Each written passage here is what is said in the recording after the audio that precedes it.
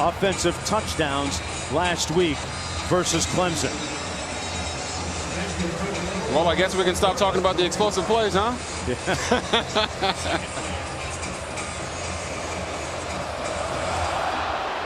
Well, you talk about a play that really sets the tenor and tone for the afternoon. Blazers going to have the ball 1st and 10 from their own 25-yard line. Tyler Johnson, the starting quarterback for the Blazers. He was 17 of 21 in their win over 10 days ago against Jacksonville State. Threw for a total of 319 yards. But with all due respect, Robert, to Jacksonville State, this Bulldogs defense has several NFL players on it. Yeah, you might as well go ahead and back the truck up and for the Senior Bowl or for the draft, and you can take about every one of these guys will be an NFL guy at some point in the future. Tyler Johnson has never seen this type of defense, and he's got to protect the ball today against 93,000 fans and Georgia's front. Wayne McBride steps up. There's the jet sweep that they love to run a lot. That's Brown. And Brown is going to be brought down right near the line of scrimmage. Might have gained 1.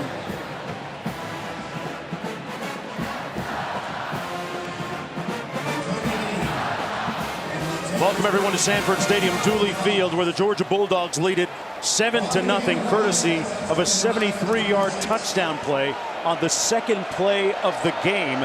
The pass went from Bennett to Burton. The Killer Bees make it 7-0 for Georgia. 2nd and 9, UAB on its first possession. The pass a little bit high for Brown Jr., and it'll be 3rd and long for the Blazers, the reigning Conference USA champions, in a daunting environment here today in front of 93,000 people. JT Daniels, the starting quarterback for the Georgia Bulldogs, unable to start today because of an upper body injury, thus opening the door for Stetson Bennett. And Bennett threw a perfect pass on the game's second play for that touchdown. That's the prevailing storyline as we begin this football game.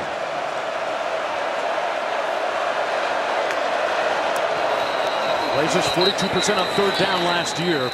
They're going to blow this play dead, and a flag down on the field. False start on the offense. All 11 players were not set for 1 second. That's a 5-yard penalty, and it remains 3rd down. Robert, a different volume this week as opposed to Jacksonville State, right? For yes. UAB? For the people at home, UAB just played their last game in front of 9,600 fans. And today, they're playing against almost 93,000. So when you talk about volume, this is a big moment for them. While the play was dead, personal foul on the offense, number 61. Late hit. That penalty will enforce half the distance to the goal from the tell us about spot, and it remains 3rd down. UAB and being able to just simply snap the football. Yeah, when you're talking about false starts on the offensive line and the communication between the quarterback and the center, the more fans there are, the louder it is. I don't think Tyler Johnson's really felt this in a couple of years. Obviously, they went to Tennessee in 2019 and Texas A&M in 2018, but he didn't play very well in those games. So UAB's got to calm down. Right now, they got 3rd and forever.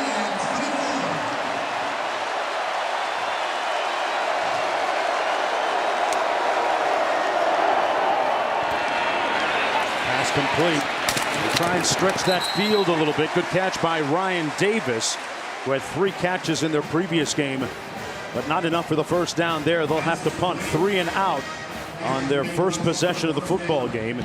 In comes Kyle Greenwell, who ravaged over 50 yards per punt against Jacksonville State. There's a look at Kearis Jackson, one of the most dangerous wide receivers, still coming back and recovering from that knee injury, which has slowed him a little bit, seeing just punt return duty last week in that big win against Clemson. High spiral by Greenwell, comes down to the 32. Jackson tripped up at the 45-yard line, a 51-yard punt, and a nice return by Jackson, but there's a flag down on the field.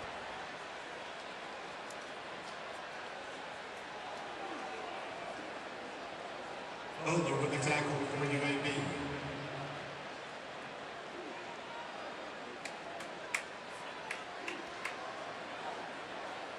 You know, Jonesy, they talked about Kearis Jackson, the fact that he took that brace off, and We saw him right there with just a leg sleeve on, and they said he was a lot more mobile, right? A lot more quick, looked a lot more like himself late in the week during practice. So we've got to pay attention to that.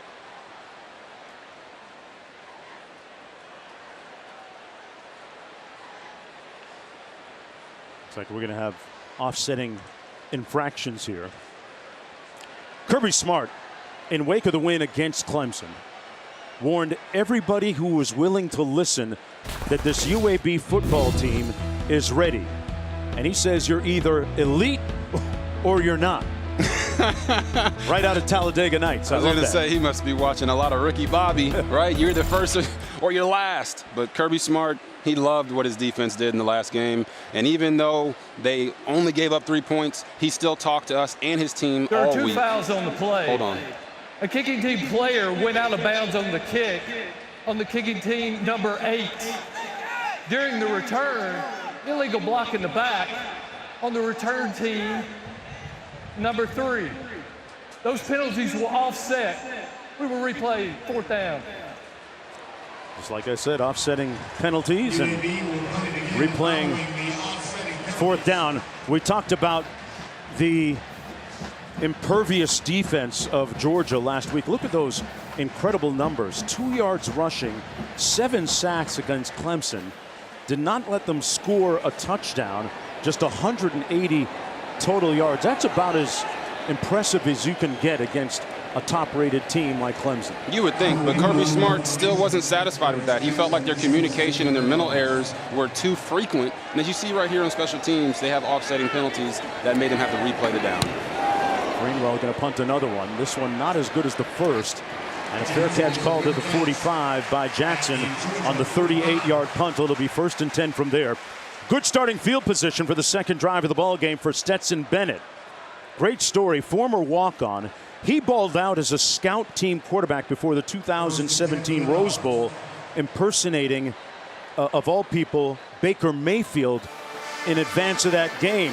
Well, he left the following year looking for a Power 5 offer, went to JUCO, and then committed to Louisiana. I'll tell you the rest of the story after this play with Cook in the backfield. Bennett looking to pass, completes it down to the 42-yard line to Mitchell, who moves the chains. Now, after coming out of JUCO, he commits to Louisiana. On the eve of signing day, he gets a phone call from Georgia again. They offer him a scholarship, and here he is now starting, and this is the second game of the season. Stetson Bennett plays with a chip on his shoulder. He's a story that the fans love, and he's earned every single thing that he's gotten here at Georgia. 12-yard gain on the first down, and nice run by Kendall Milton as we go downstairs to quit for more on Bennett. They chose Stetson's experience, as all week they were leading us to believe that Carson Beck would be the backup who would play if JT Daniels didn't play. But Stetson Bennett listed at 5'11", and nobody who's 5'11" lists themselves at 5'11". If you're 5'11", you list yourself at 6 foot. So because of that lack of height, you'll see him move the pocket. He likes to roll out. I don't know, Quint. Some guys go 6'1". Yeah, he looks about 5'8", fellas. Go 6'1". 2nd and 5. James Cook in the backfield. And we got some more whistles. Speaking of James Cook, we've seen White. UAB. We'll see Milton. Got a timeout by UAB. We'll see Kenny McIntosh as well in the backfield by committee by the Georgia Bulldogs. It's a look that they showed last week in that 10-3 victory against Clemson. Mark Jones chopping it up with Robert Griffin III, Quint Kessenich down in the field. Hey, week 2 college football. Interesting start here. Georgia without their #1 QB. What does it do for their mentality to start like this? I think what Kirby Smart did all week was tell everybody we're going to run the ball, we're going to run the ball. We know we don't have those weapons outside. And then they Houdini'd everybody, right? They ran the ball on the first play, come back, play action pass, bomb over the top on the second. And whenever you can get those explosive plays, it opens up everything else for you. Not to mention that UAB's defense normally doesn't give up those types of plays. Going to take a shot down the field on the sideline again, incomplete. We got a flag as well. It looks like we might have a pass interference call against Chris Mole in the secondary. A 2 different flags down. A little bit of a choppy start to this football game. A lot of linen down in the field.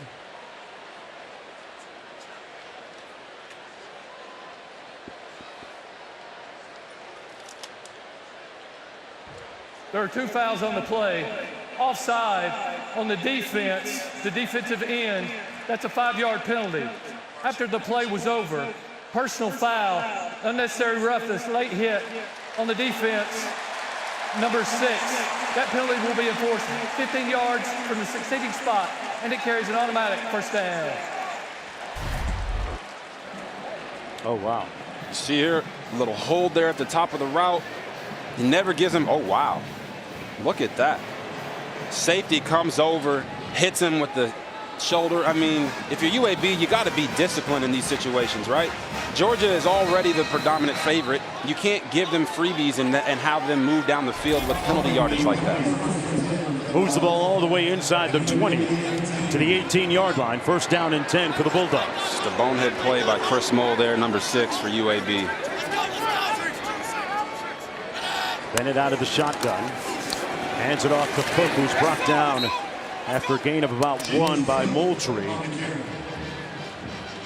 Meanwhile, Bill Clark has orchestrated an incredible resurrection and rebuilding of the UAB football program. This is the program, folks, that back in 2015 didn't play. They were disbanded, discontinued, disconcerted, done, and then reinstated a year later. They practiced all of 2016 and then back to football in full effect in 2017. Cook on the run and stopped up. Got a little push from behind. It'll be 3rd down after that 5-yard gain. Wilder making the tackle for UAB. Jonesy, the craziest part of the story for UAB and coming back after being disbanded is that they came back better, right? They've won the West Division of Conference USA for the last 3 years in a row, and they've won outright Conference USA for the last 2 years out of 3, 2018 and 2020. So how they got disbanded and came back better is just phenomenal. Great work by the coaching staff and everybody associated with the program. McIntosh in the backfield. Bennett to pass. McIntosh with a great catch! Touchdown, Georgia!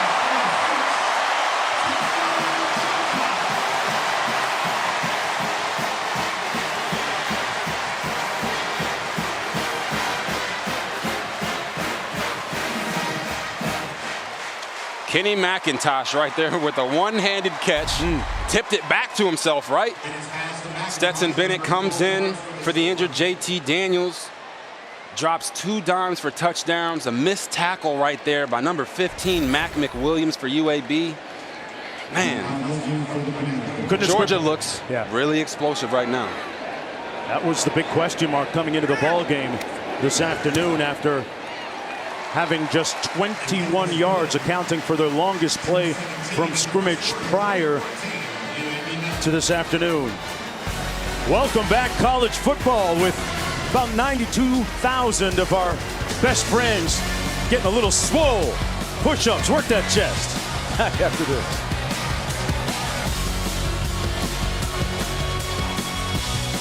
Sling TV, folks. You're watching the SEC on ESPN on an incandescent Saturday afternoon. Fireworks early in this football game. Stetson Bennett getting the start in place of JT Daniels. And he has given UAB all of that smoke early in this football game. 3 for 3 so far, a total of 97 yards, a couple of touchdown passes, and Robert Griffin III, he's off to a great start. Yeah, it's definitely not what we were expecting, right? We were expecting to see JT Daniels, but Stetson Bennett has stepped in. He's wheeling and dealing. He's got a little bit of a gunslinger mentality to him, and he plays with a chip on his shoulder. I'm loving what I'm seeing from him. Who wouldn't want to be 3 for 3 for 97 yards and 2 touchdowns? It's a dream come true. Yeah, the former walk-on really doing his thing here and really validating the decision of Kirby Smart so far to start him and rest an injured JT Daniels. One of the questions that begs right now is, hey, how does this talented UAB team get its footing? Call for the fair catch, 1st and 10 from the 25-yard line as we go downstairs to Q.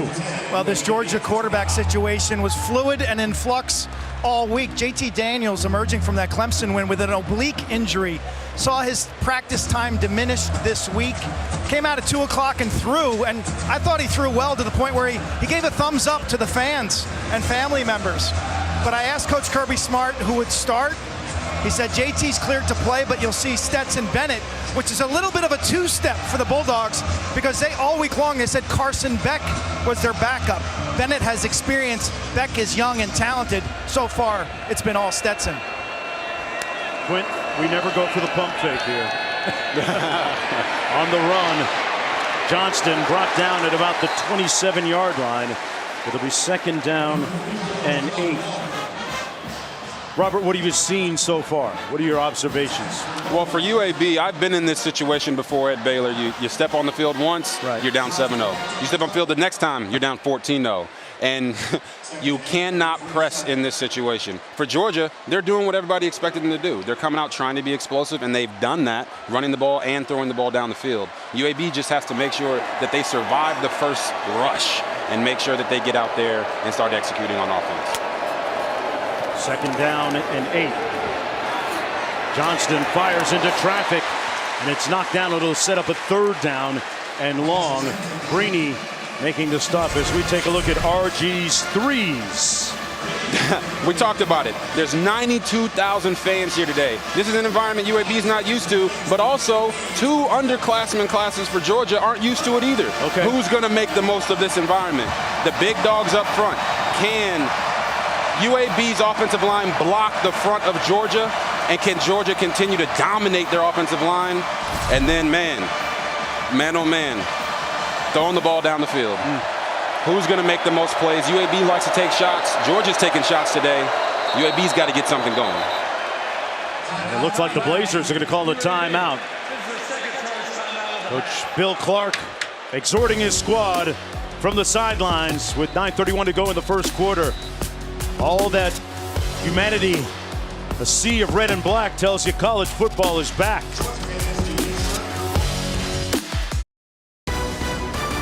ESPN College Football is presented by Sling TV. Replace cable with affordable live TV with Sling. And in part by Duracell Optimum.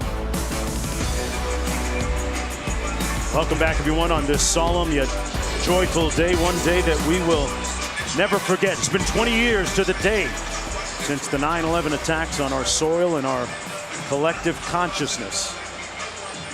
And earlier today, a moment of silence to commemorate this day.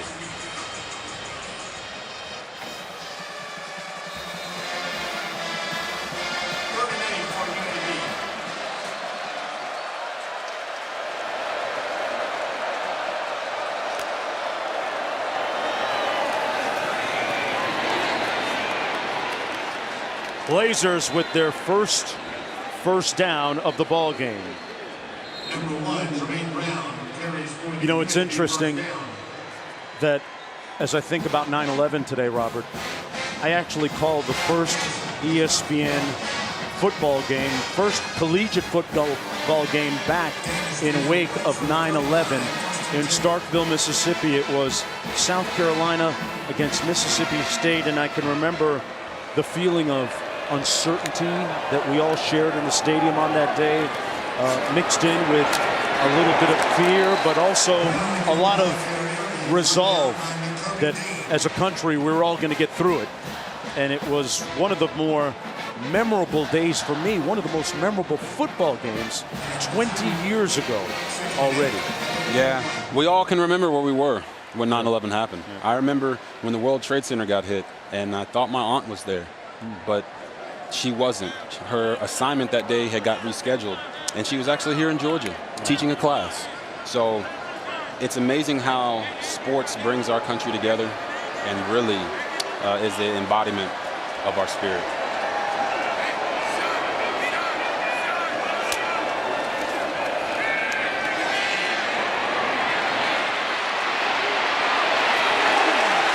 And Johnston picks up the first down. Quint? Mark, I grew up in Lynbrook, New York. It's a town that lost 10 people on 9/11, and I lost a high school teammate, Morty Frank. He was our 98-pounder of my high school wrestling team. And on this day and forever, we choose to remember their great traits. Morty had a huge laugh for a little guy, and he had the best sense of humor on the team. Always awesome and thoughtful to honor those rescue workers that day at the World Trade Centers that ran into the building. Think about the amount of courage that it takes.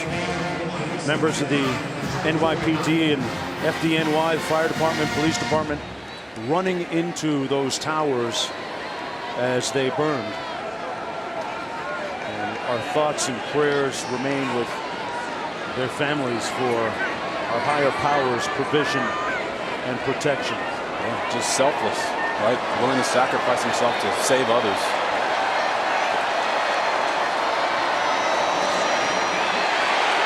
Blazers taking a shot. Picked off. Lewis Seen with the interception for Georgia. It's just Great an pressure. ill-advised. Yeah, great pressure by Stackhouse up front. Just a ill-advised throw. Tyler Johnson, we talked about it earlier.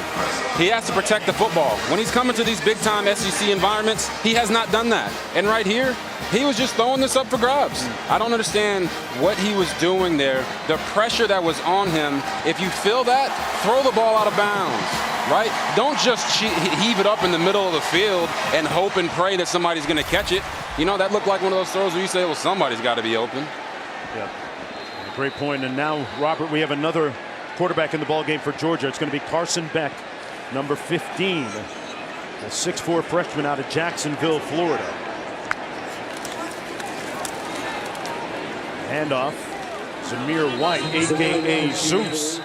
You hear that chant and cheer come up every time he touches the football. Stopped up for a gain of about 3 on the play. 6.5 minutes to go here in the first quarter. We get a look at our second quarterback. Robert, what do you make of the change here by Kirby Smart? I don't like the change because Stetson Bennett was balling, right? Okay. Let him keep going. Let the game get more out of reach if you want to get Carson Beck some reps. But this is a guy that's been a story all camp. He's impressed them from last year to this year. His decision-making, his ability to throw. He's a mobile guy. Let's see what he's got. Going to hand it off here on second down. That's Zamir White again. And White stopped up after a gain of about 3. Hey, coming up tonight over on ABC, we'll take you to the Big House Ann Arbor Saturday night football matchup. Presented by Capital One, Jim Harbaugh, the Wolverines, hosting Washington. You can always watch it on the ESPN app. One app, one tap. The Huskies looking to bounce back. They got mauled by Montana last week. Oh, it was a barn burner, 13-7, right? And Michigan's trying to make sure they stay on a roll and don't let Washington come back and beat them after they just lost to Montana. Harbaugh never lived that one down. 3rd and 3, nothing doing in the middle for Kendall Milton. That defensive front with a nice surge of energy in the middle, led by Turner and Thomas for the Blazers, and that's going to get their defense off the field here on 4th down coming up. As the Blazers were driving on their last offensive possession, that was one of the most important ones for them, right? Well, the defense comes up big, and that battle in the middle, right? O-line, D-line, they step up big there, get a stop. Like I said, they just got to make sure that the floodgates don't stay open and the points keep coming. UAB is, look, they have upset on their mind, but they got to get things rolling and stop hurting themselves. You're looking at Starling Thomas as Camarda punts. Blazers blocked a punt in their first game. This one will land at the 23. And we got a timeout on the field. 1st and 10. We'll take a break. And when we come back on the other side, we'll be talking about things in threes. Three's Company, and Three's got a big story behind it. On the other side of this, stick around.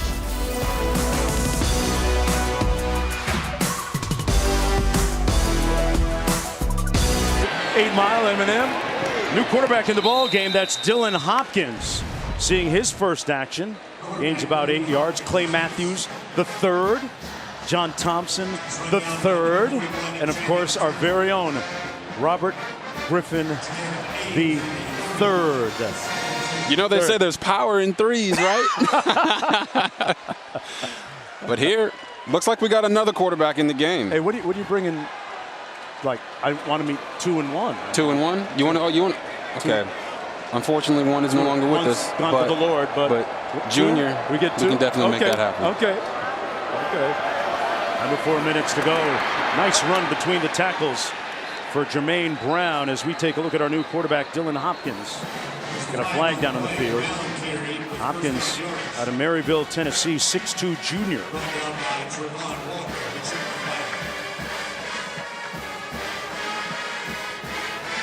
Personal foul, face mask on the defense, number 44. 15-yard penalty will be added to the end of the run, and it carries an automatic first down. Dylan Hopkins came in against Jacksonville State, went 2 for 2, including a touchdown pass. And he's a guy that changes the pace a little bit for them, right, Robert? Yes, he's a little more athletic, right? He can run a little bit more. But that dime he threw to Trey Shropshire last week, on the money. And when you talk to head coach Bill Clark, he said that Hopkins has been pushing Tyler Johnston all camp to be better. So they really believe in this young man. Nothing like competition. On first down, nowhere to go for Brown. And finally, makes a little bit of lemonade out of the lemons that were given to him.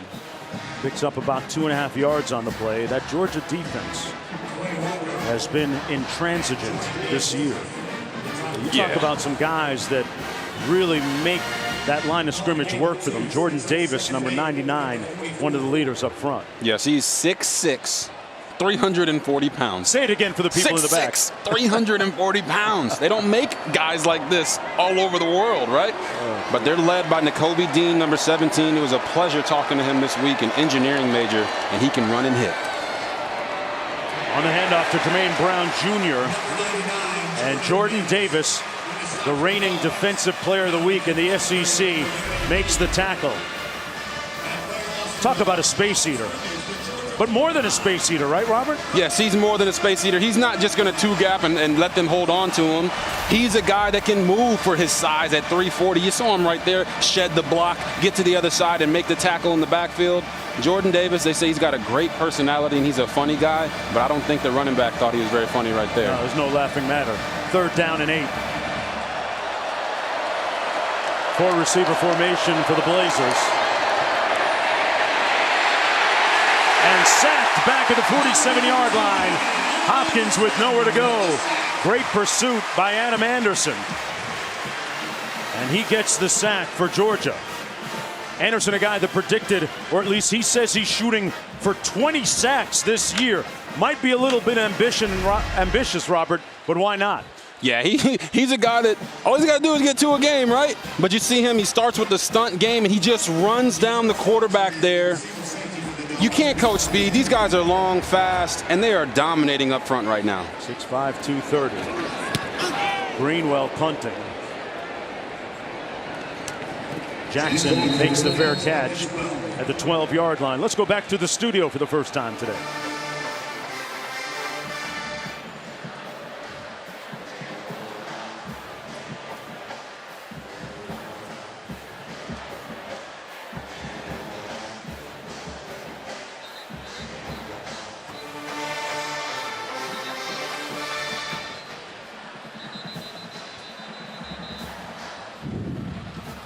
Kevin, Penn State off to a great start. Stetson Bennett comes back into the ball game in this game of quarterback shuffling for Georgia.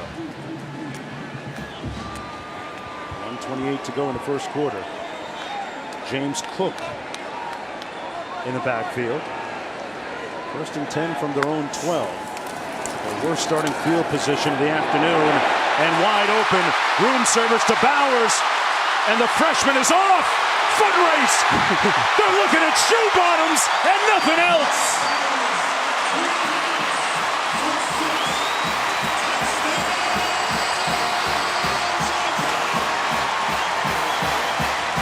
It appears that Georgia just wanted to give Stetson Bennett one series off and let Carson Beck hand it off 3 times and come back and throw a dime. Wow, Brock Bowers, did you see that? Unbelievable. They said he ran 21 miles per hour on the GPS consistently, but holy cow, did he outrun everybody on the field. 6 catches last week for 43 yards. He was a big part of their offensive success in that Clemson win. The extra point good, and the Georgia Bulldogs near perfect offensively with a couple of big explosive plays here in this game already in the first quarter. That's the first touchdown catch of his career. Yeah, I mean, I believe that's him right there. And you're going to see them run a little fake to the back to try to get them outflanked. And that defender right there just doesn't stick with Bowers. And then from here on, he just runs through every possible angle on the field. I mean, we saw this guy be their leading receiver last week, but boy, oh boy. Stetson Bennett, man. He took off. He got some takeoff in his feet. Brock Bowers. Do we got to call him Bowser? Oh, my goodness. That's a baller's name. Bennett with a career-long touchdown pass as well. He is a size mismatch, right, Robert? Yes. When you look at his skill set. 6'4", 230 pounds.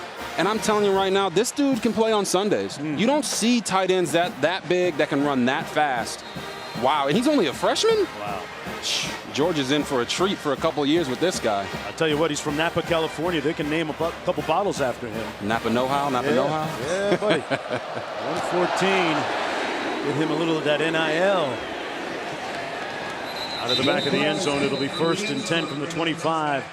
The Blazers on their heels. And this is why. He's off to the races. Counting in my head, it's about 6.5 seconds from the time he caught it to the time he made it into the end zone. He's talking about his run to Fitzpatrick right there. He needs to put some ice on those hamstrings, man. He was moving. 7 seconds to get down the field like that? Wow. Tyler Johnson back in at quarterback. Johnston threw an interception earlier. Hands it off to McBride, who had a couple of fumbles last week in that game against Jacksonville State. Tramel Waldtower making the tackle on the play for Georgia. With a minute to go in the first quarter, 21-0. Bulldogs with the lead. So if people were wondering whether they would have a letdown after that big hyped up game against Clemson and winning it, the jury's in already, right? Oh yeah, I mean you still got to finish the game. But Kirby Smart preached it all week. Discipline, discipline, discipline. They're not going to be caught sleeping today. Johnston to pass, Swarm sacked back at the 18-yard line. What a blow by Stackhouse and Jalen Carter. Wow, Nazir Stackhouse. Did he just make Tyler Johnston look like a little kid back there? 10th sack of the season. Listen to this hit. Oh, man. He just pushed him. He didn't even hit him that hard. That's a big human being, too. 6'3", 320. There's a few of them. Tyler Johnson. Georgia defense. To say Tyler Johnson definitely felt all of that 320 right there, man. And that's going to be the end of a very impressive first 15 minutes of play for the Georgia Bulldogs, #2 in the country. Their starting quarterback sidelined by injury. JT Daniels giving way to Bennett and Beck on a Saturday afternoon that will always live in our hearts and our minds and our memories. We'll never forget.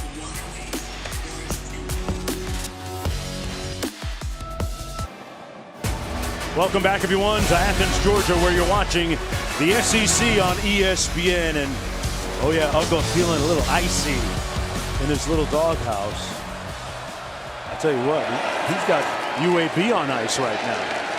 McBride on the run picks up about 3 on the play.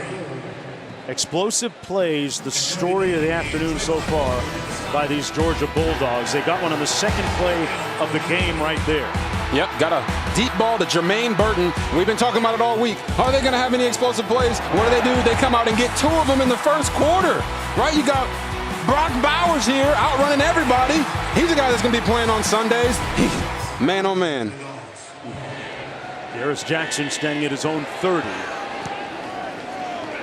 high spiral. And a fair catch called at the 38-yard line. A 41-yard punt. Nothing on the return. The number 2 team in the country has a defense that's bringing some smoke here so far the afternoon. Yeah, Jonesy, they're not just bringing smoke, right? They are smothering UAB right now. They're getting interceptions. They're getting pressure on the quarterback. They're stomping out the run game. They're doing what they're supposed to do. They're the number 2 team in the country. Look at this. Wow, they got a touchdown on 3 of their first 4 drives, 2 of 70-plus yards, and the defense only allowed 36 yards, has a pick, and 2 sacks. They're balling. Remember, they had 7 sacks defensively last week in that impressive win against Clemson. Taking a shot again. Bennett slings it wide open. Catch by Smith. Room service. Touchdown. Explosive play. That's straight dynamite. 61 yards.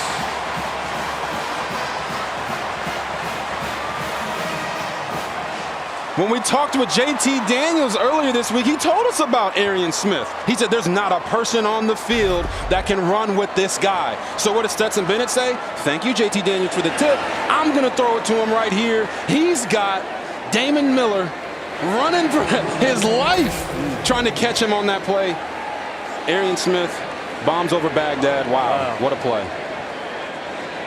14:09 to go in the first half, and this portrait of dominance that the Bulldogs are painting so far is being filled in little by little. Stetson Bennett got it off just in time, and Smith at the other end of that rope. That's how you do it.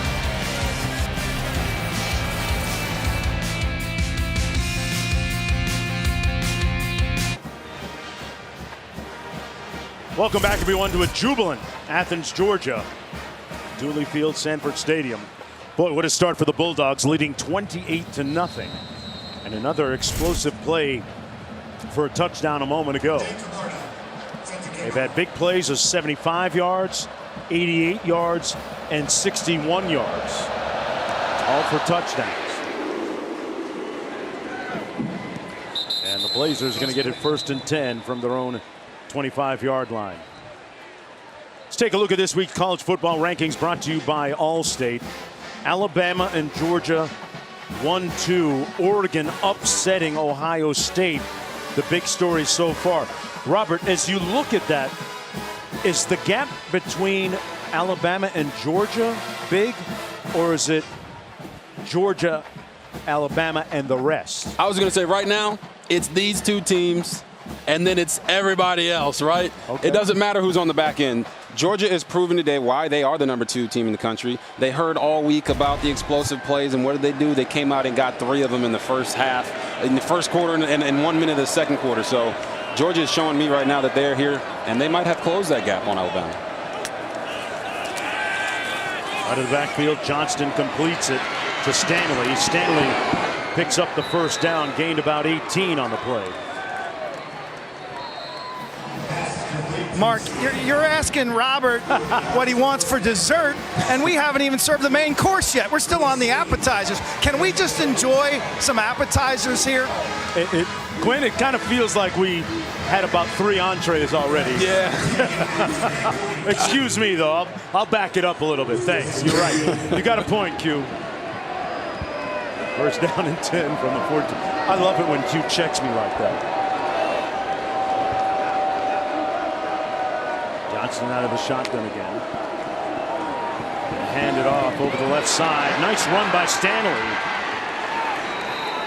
Moving the ball well again on the ground. Usha Shanley picks up 16. Folks, this season Allstate will celebrate every field goal and extra point made by participating universities by making a donation to the university's General Scholarship Fund. Thank you, Allstate.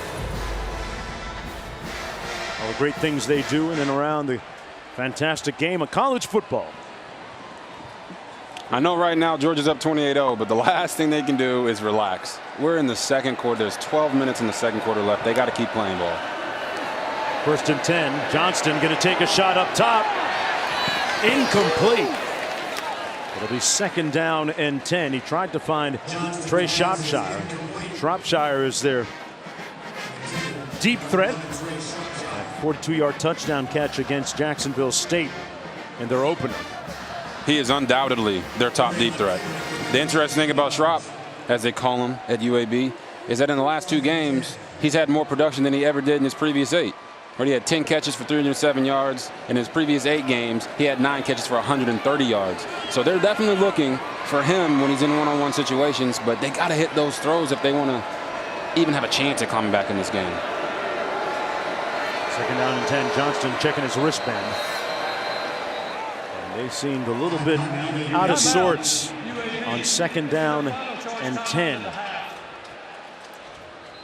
But the Blazers have been a great story on and off the football field to get to the point where they are this afternoon. We'll chronicle that on the other side of this. Back in a moment.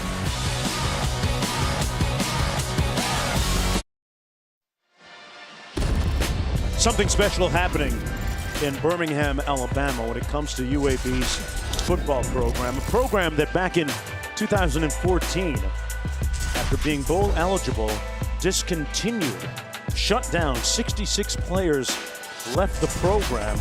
It was reinstated in 2015, even though they didn't have football that year. In 2016, they signed a bunch of players and got it back up and running in 2017. They've won 3 consecutive division titles in Conference USA, including 2 overall Conference USA championships. And they've got 3 players that were part of that first class that started the program again. One of them is the quarterback, Tyler Johnston. Tells you what he means to this program. Competes that pass inside the 40 to the tight end, Hayden Pittman. Yeah, if you're talking about UAB and the remarkable job that they've done getting the program back on board, right? And they, not only did they come back, but they came back better. Right. But you see Coach Clark taking these timeouts, and you talk about their program coming back from the ashes. And I really do feel like right now, he wishes he could start this game over. And the only way they're going to have a chance to win is if they look at this game as 0-0, and on defense, they got to lock it down and be that top 10 defense that they were coming in.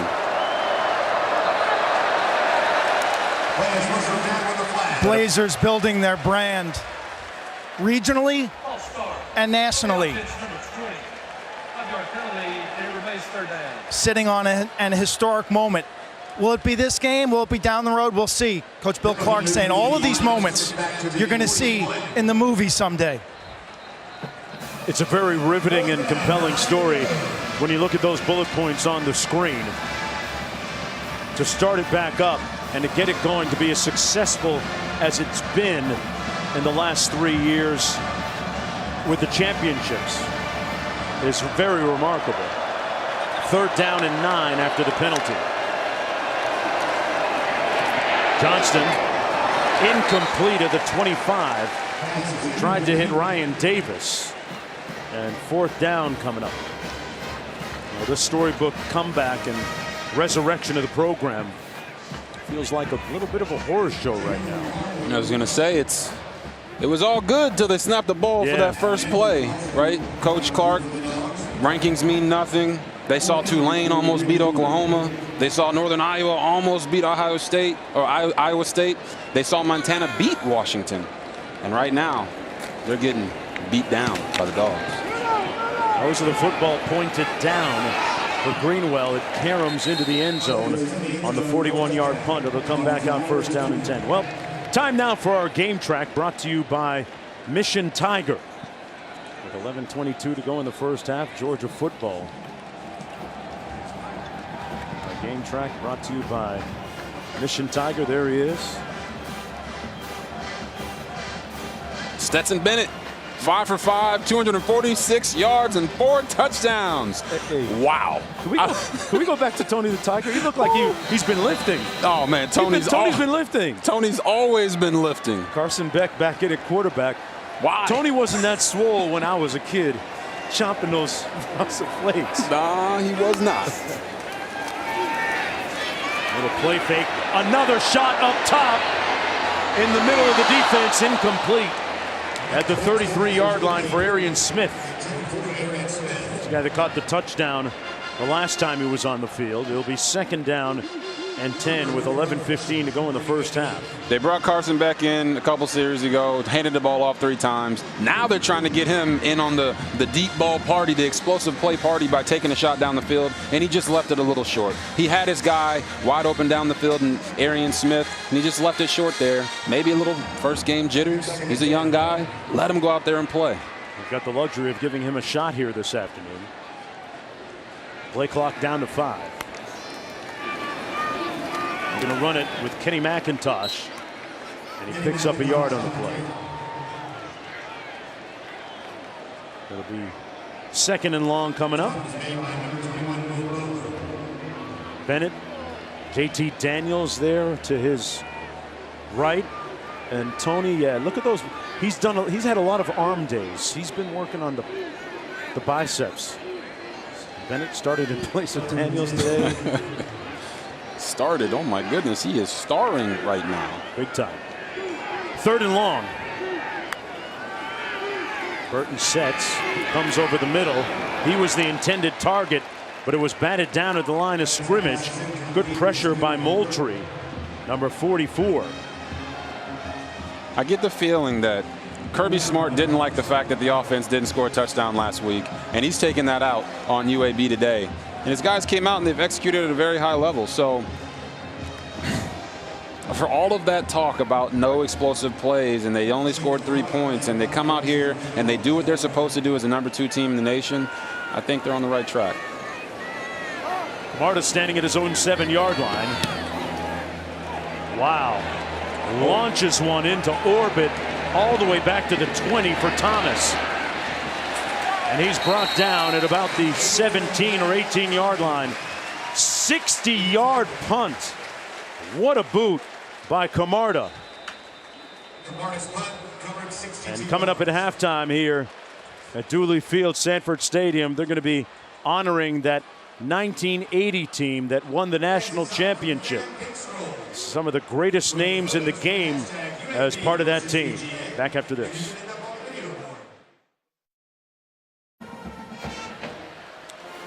Welcome back, everyone, to Athens. Kick off your Week 1 NFL Sunday at 10 a.m. Eastern, 7 a.m. Pacific with the Countdown crew on ESPN and the app. Patrick Mahomes sits down with former Chiefs teammate Alex Smith, who's now part of our Countdown team, plus an inside look at what could be Aaron Rodgers' last dance in Green Bay, and all the early breaking stories, injury updates, and preview games of each contest right up to kickoff. We get a flag down on the play. False start on the offense, number 6, 5-yard penalty, and it remains 1st down.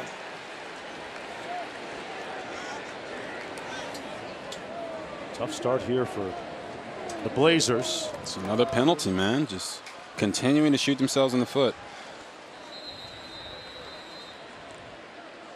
Johnston back in at quarterback, who gave way to Dylan Hopkins a little bit earlier. 1st down and 15.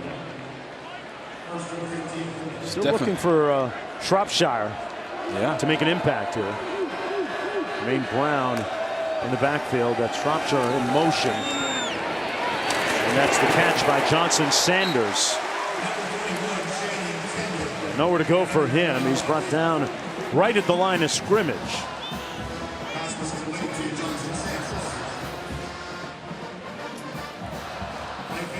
One of the big games today, Iowa State and Iowa. And of course, a lot of eyeballs on the Big 12 still, with the changing landscape of college football, with 4 teams being invited to join the conference, Robert. Yeah, you just heard the news just like everybody else earlier this week. BYU, Cincinnati, UCF, and Houston going to join the Big 12, keep that conference alive, and maybe there's more expansion in the future. Yeah.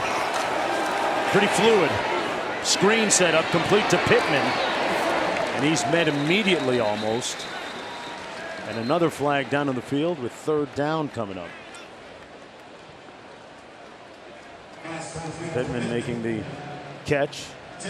He's made a reception in 26 consecutive games coming into this one, now 27.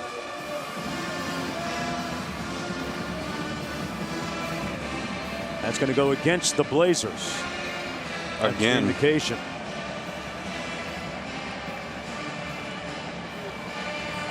I just get the feeling that UAB can't do anything right today, right? Just penalties, bomb shots, uncharacteristic of how they've played. Illegal touching on the offense, number 10. That penalty is declined. It will be third down. Robert, getting back to the Big 12. You played in the conference. Those 4 teams to accept invitations. What are your thoughts on the change and the new members and how it impacts the history of the rivalries? Yeah, they talk about the expansion of the leagues. I kind of feel like we did this week with Georgia. They're just lying to us about everything. Carson Beck's going to start, and we're going to run the ball. No, they're not doing any of that. They're throwing it, and Stetson Bennett's out there slinging it. When it comes to the realignment, I feel the same way. 3rd and 10. Loose ball up in the air. And incomplete. And heavy pressure on quarterback Tyler Johnston, the third. On the field is an incomplete pass. 4th down. 4th down coming up. And the treacherous afternoon for UAB and quarterback Johnston continues. Yeah, man. Robert Bill Jr. right there just meeting at the quarterback. When we talked to defensive coordinator Dan Lanning, that's what he said. That's what they teach their guys. You know, stop the run on your way to hitting the quarterback. So they are relentless, and you can see that all day today. 5th punt already by Kyle Greenwell from his own 8. At the 35, that's Jackson. Still on his feet. Nice return and a flag down to the 34. Countless amounts of linen down on the field today.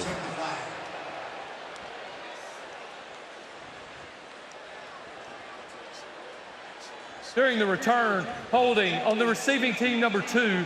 10-yard penalty from the spot of the foul. 1st down. 8:44 to go in the first half, and penalty going to go against Georgia. So they'll back it up. There's a look at the big plays they've had today. 73, 89, 61. As Stetson Bennett comes back into the ball game. Robert, what do you make of this quarterback roulette game that the Bulldogs are playing right now? Tell me after this play with James Cook now in the backfield. 1st down and 10. Beck played the last series. Bennett back in. And he hands it off to Cook out of Miami, Florida. Yeah, I don't like the quarterback musical chairs, and here's why. Stetson Bennett is balling, right? He throws a touchdown to Jermaine Burton. Comes back, he throws a touchdown pass to Brock Bowers. He is out here wheeling and dealing. He's seeing the field perfectly, and then what does he do? He throws one to the fastest man on the field, Arian Smith. So I don't like the quarterback musical chairs. Let Stetson Bennett play the entire first half, get a lead, whatever you want to do, and then bring in the young guy, Carson Beck, and let him get in a rhythm so he can show us what he's got. The play action sets up the screen, complete to the tight end, Bowers. A great runner after the catch. Showing some skills with it in the open field, and a nice run. 22 yards. And we got another flag on the field. Number 7, 10-yard penalty. Replay, 2nd down. As you see here, you got Stetson Bennett going 6 for 6 for 268 yards, which is otherworldly, right? But he's also got 4 touchdowns, which is also otherworldly. And Carson Beck, when you're coming in for a guy who's on fire, literally on fire, right? Everybody in the stands is wondering the same thing that we are. Why are you taking out Stetson Bennett? It's a bad look for Carson Beck, but he's a young guy. He'll learn, and Kirby Smart knows what he's doing. We can't second guess that.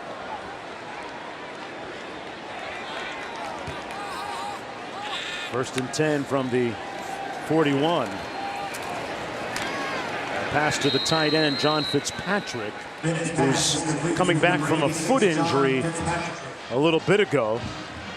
On 2nd down, it'll move the ball up a little bit. Sets up 3rd down and about 3.5, long 4 to go. Cook nowhere to go. Stopped up in the backfield. Nice surge by Tyree Turner.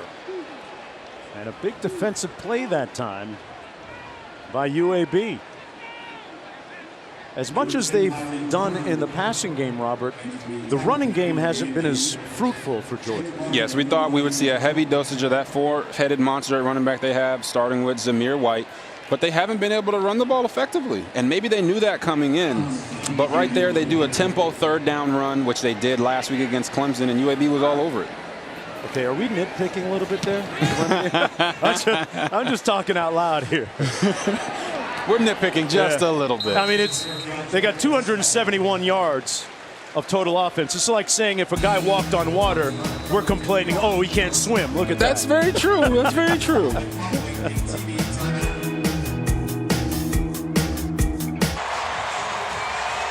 Welcome back, everyone. Extra Yard for Teachers Week is an annual effort led by College Football Playoff Foundation that brings college sports together to support and honor great teachers across the country at games and on social media.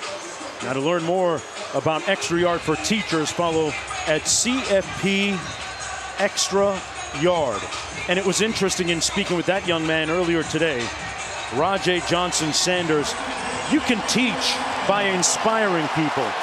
And Robert Griffin III inspired Rajay, taught him by the way he played, because he told us, he said, Mr. Griffin, I chose you over Michael Vick as my favorite player. On the offense, number 61. I chose number 3. I wear number 3 because of you. And your style of football, the way you played football, with your attitude and your effort. Mr. Griffin. Okay, he called you Mr. Griffin. You guys got a kick out of that, too. I'm sitting here at 31 years old, and I'm listening to this young man call me Mr. Griffin over and over. And I can tell you, man, it's not very often that you get to come and encounter people who you've inspired over the years. So it was a truly humbling experience for me to listen to him talk. Awesome. Nice run by McBride. Hangs on to the football after putting it on the ground a couple of times last week. Hopkins, in a quarterback, is the one that handed it off to him. 12-yard gain, Quint. There's got to be a lot of responsibility that goes with those moments. But, man, that young man's face, his attitude, his personality just came out. And he couldn't have been more excited. It made my day. It gave me great energy to know that, Robert, you have that kind of impact on so many youngsters across the country. I appreciate that, Quint. You telling me he was more excited to talk to me than Mark Jones? Oh, come on, man. That ain't even close. I'm just trying to catch some of your vapors. That's all. Second down and 1. False start. On the offense, number 77. 5-yard penalty. Remains second down. Well, the 52nd season of Monday Night Football kicks with the Ravens in Vegas to take on the Raiders. 8 Eastern, 5 Pacific on ESPN, ABC, ESPN Deportes, and the ESPN app, one tap. A special edition of Monday Night Countdown kicks off our coverage at 6 Eastern, 3 on the west side on ESPN. It's the biggest season ever. 2nd and 6 for the Blazers. Toss to the wide side of the field. McBride on the carry. Spins off of one tackler. Sets up a 3rd down and about 1 to go. I was going to say, in that Raiders-Ravens game, you can look forward to seeing Lamar Jackson starring at quarterback and running back. Magic. He's magic. He is magic, and they've got some issues at running back with a lot of injuries that they've had. But what's with the ACL injuries in them? They've had several different guys go down with ACL injuries inexplicably. Just you hate to see it. Yeah, with Marcus Peters and Gus Edwards going down back-to-back plays, it was very jarring and shocking to the guys there in Baltimore. Mishandle snap. Johnston with nowhere to go. Check that. Hopkins with nowhere to go. Regardless of who's back there, it's been a rough afternoon. Sherman there to make the tackle on Hopkins. Georgia is literally smothering UAB right now. We talked about that. That's what their defense does. They run, they hit, they go sideline to sideline, and they're showing right now that they are not going to play around today and allow UAB to creep back into this game. Maybe I'm speaking a little out of hand because it's 28-0, but they're saying they're not going to take that foot off the gas pedal. Yeah, Georgia has led college football in run defense the last couple of seasons in a row. A little over 4 minutes to go from the 50. Jackson with intent inside the 20 in the red zone down to about the 17-yard line. A spirited run by Kearis Jackson. He returned it 33 yards on that 41-yard punt. I can tell you right now, there's two very happy people right now in Kirby Smart and Todd Monken with Kearis Jackson looking like that. Okay. You know, he hasn't been as healthy, and now he's taking the brace off. He's doing the returns. He's one of the most dangerous return men in the country, and he's showing you that right now. So I think they're very excited about him, and over the weeks, they're going to maybe try to work him back in on offense. They've been missing some of their explosive receivers. But you look there and you're talking about JT Daniels as he's watching from the sidelines. What happens to him after Stetson Bennett's playing the way he's playing? Hand off to Zamir White, a.k.a. Zeus.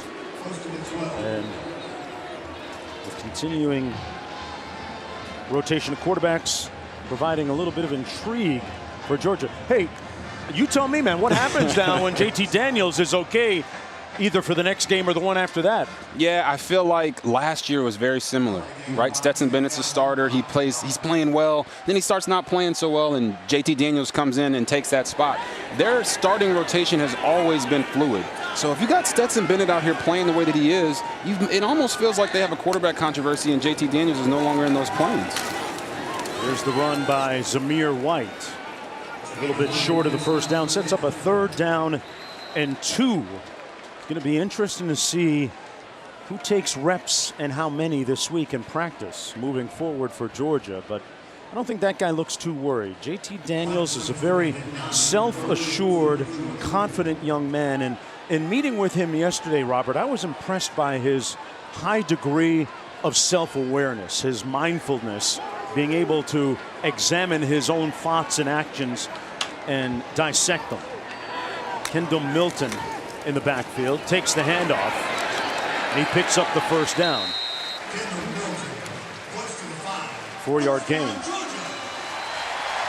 You know, when you talk about JT Daniels, that was cool until he came into the Zoom meeting talking about people say he runs like RG3. That's where he had me. He had me right there. I knew he was light and he was feeling good, but after talking to him, I literally felt like I had just walked out of a quarterback meeting. Yeah. He was that intelligent. He was that, succinct with what he was saying.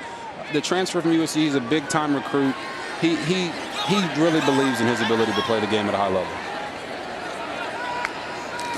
On 1st and goal, handoff to Milton, nowhere to go, stopped up by a cater of tacklers for the Blazers, and leading the way was Wilder. That's going to be a loss of 3. Wilder joined by Alex Wright. It'll be 2nd down and goal. A look at the menu of games coming up a little bit later on ESPN, ABC, ESPN2.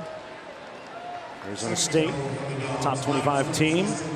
Herman Edwards getting it done down there in the desert. Scottsdale. Good to see my guy Charlie Brewer, the former Baylor quarterback at Utah, wheeling and dealing. They're wide in the backfield. Over the middle into the end zone and overshoots his tight end, Fitzpatrick.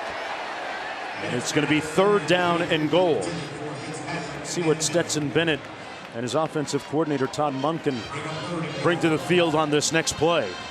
Talked about Bennett, a guy that was a walk-on, left for JUCO, wanted a Power 5 offer, committed to Louisiana, and then on the eve of signing day, Georgia calls at the last minute at the 11th hour and offers him. He comes back to Georgia. On 3rd and goal. Cook in the backfield with 4 wideouts. Looks right, fires, touchdown! Bowers again.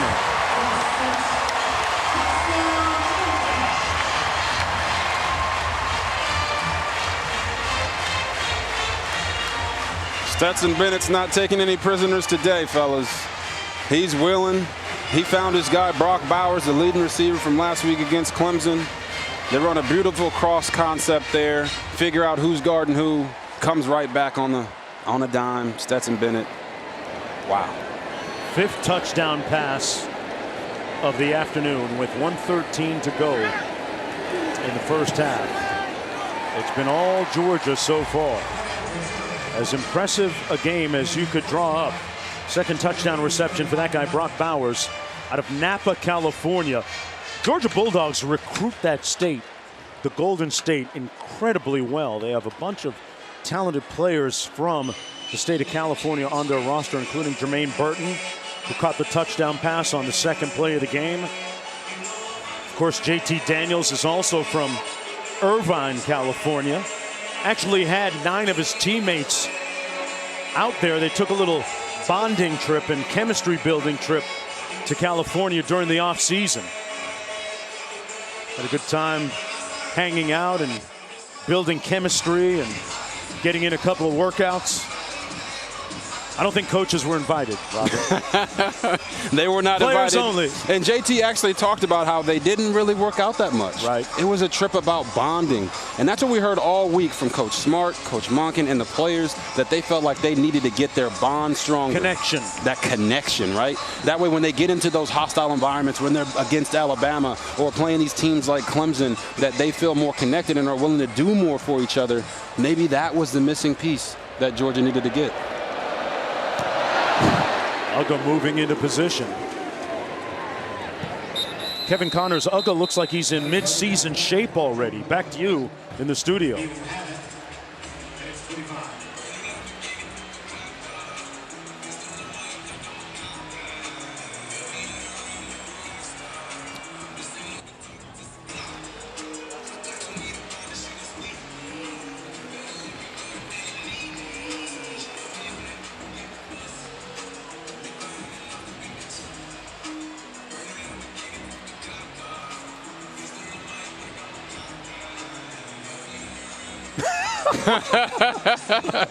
Hey, coach might have snuck in and out overnight.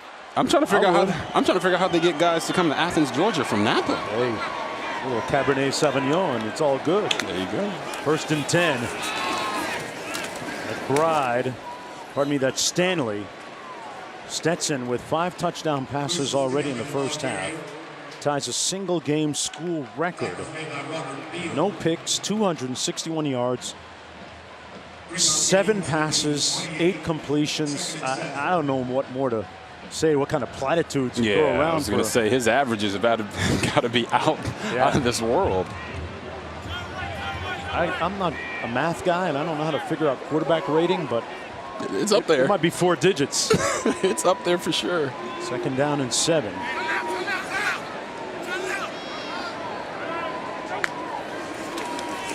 High snap, and they hand it off. Stanley trying to get to the edge on that stretch zone play. Robbie, let's go back to that play. Tell me what the key was. Yeah, you watch here. This is Brock Bowers. Bring your eyes there. They're going to bring a guy, run him on a corner stop route, get a guy in the flat and a guy across the middle, and then he comes back. They're really trying to put a stress on that safety in the corner. If the corner decides to take the flat route, Brock Bowers is going to be wide open right there as long as the safety doesn't jump it. Well, that's going to be the end of the first 30 minutes of play. In front of a near sellout crowd of about 93,000. Georgia Bulldogs answer all the questions about their incendiary potential, their explosive big play potential in a huge way. 35-0 at the break. Let's go to the studio.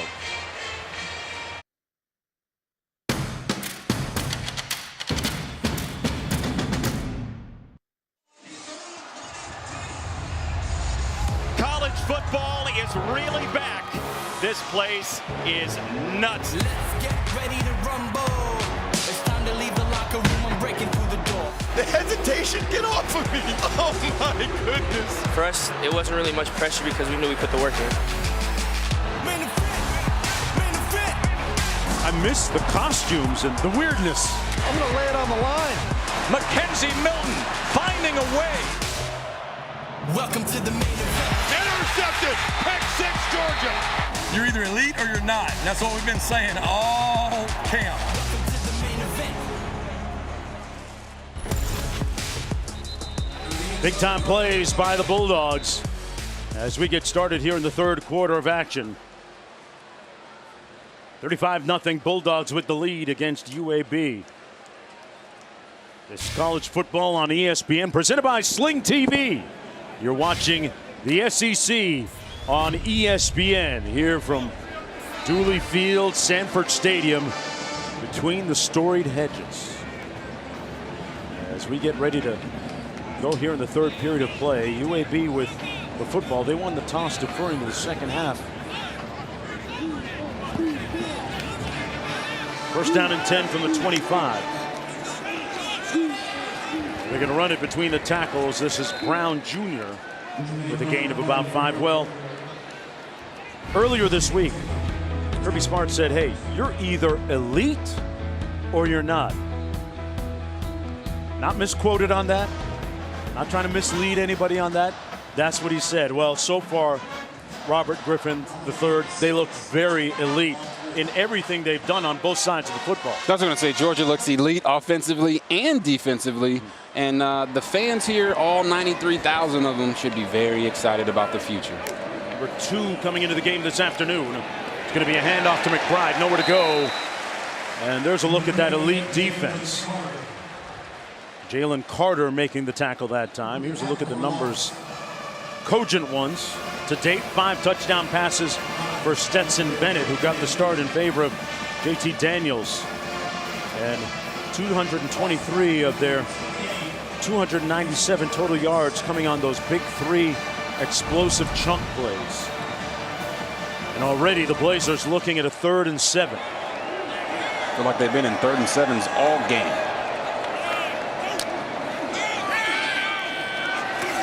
Johnston completes it underneath to the tight end Prince. He's going to be stopped up about 3 yards short of the first down, a 5-yard gain. So it's going to be another 3 and out for the Blazer offense. Would you go for it here? Man, I mean, they're clearly not. I mean, they're clearly not. But at this point, 35-0. I mean, you got to try, right? Yeah. Ryan McConkey instead goes back to retrieve this punt. Kyle Greenwell, who averaged over 50 per punt, bobbles it, but they whistled it dead. Lucky first. Might have had a little bit of procedure on this. So the first half starting just like the first quarter, second half starting just like the first quarter did. That's the 9th penalty of the afternoon. Yes. A lot of mistakes. Shooting themselves in the foot. Not gonna lie. A lot of people at home would have dropped that ball too if they saw these guys running after them. Okay, I get it. Punt the ball. I'm feeling that. Gonna do it again, 4th down and 8. Greenwell. Fair catch called by McConkey at the 30-yard line. Let's go down to Q. Brief discussion with Kirby Smart. Halftime. If you're just joining this broadcast and coach put up let's say a checklist, here's some things. Was this team emotionally and physically ready to play? Check. Have they cleaned up mistakes from week 1 now into week 2? Check, absolutely. Have they developed depth? Yes, check. Explosive plays have dominated this game. I think the one nitpick that I would have, guys, we haven't seen much of a run game. Now, obviously, they're throwing the ball over the top and scoring at will, but can this offensive line and can these running backs get something going? White, Cook, Milton, McIntosh. 4 tailbacks we've seen already today. Toss into the boundary. This is Zamir White. And White gets out to the 35, stopped up by Will Bowler. Zamir White, Laurinburg, North Carolina. 6-foot junior, 215 pounds, a business major. He was talking to us about his old days in high school, Robert, where he was sprinting 10.58. in the 100 at his size. Yeah, you kind of told him it was a 10.8, and he said, no. He corrected us. 10.58. That's right. He says he's a track guy, too. Could move a little bit. 2nd down and 6. Another carry for Zeus. Breaks a tackle. Runs through those arm tackles out to the 48, where Wilder finally brings him down. And a gain of 13 for Zamir White. We talked about the explosive plays, and here is their first one. You see receiver here, Jermaine Burton, and then you have the safety and the corner. The safety's going to see run and come forward, but the corner doesn't ricochet. So what does that mean? That means Jermaine Burton's all by himself. Todd Monken has been scheming UAB all day, and it showed with a lot of those explosive plays. Great game plan, great design, great execution. Precise. 1st down and 10.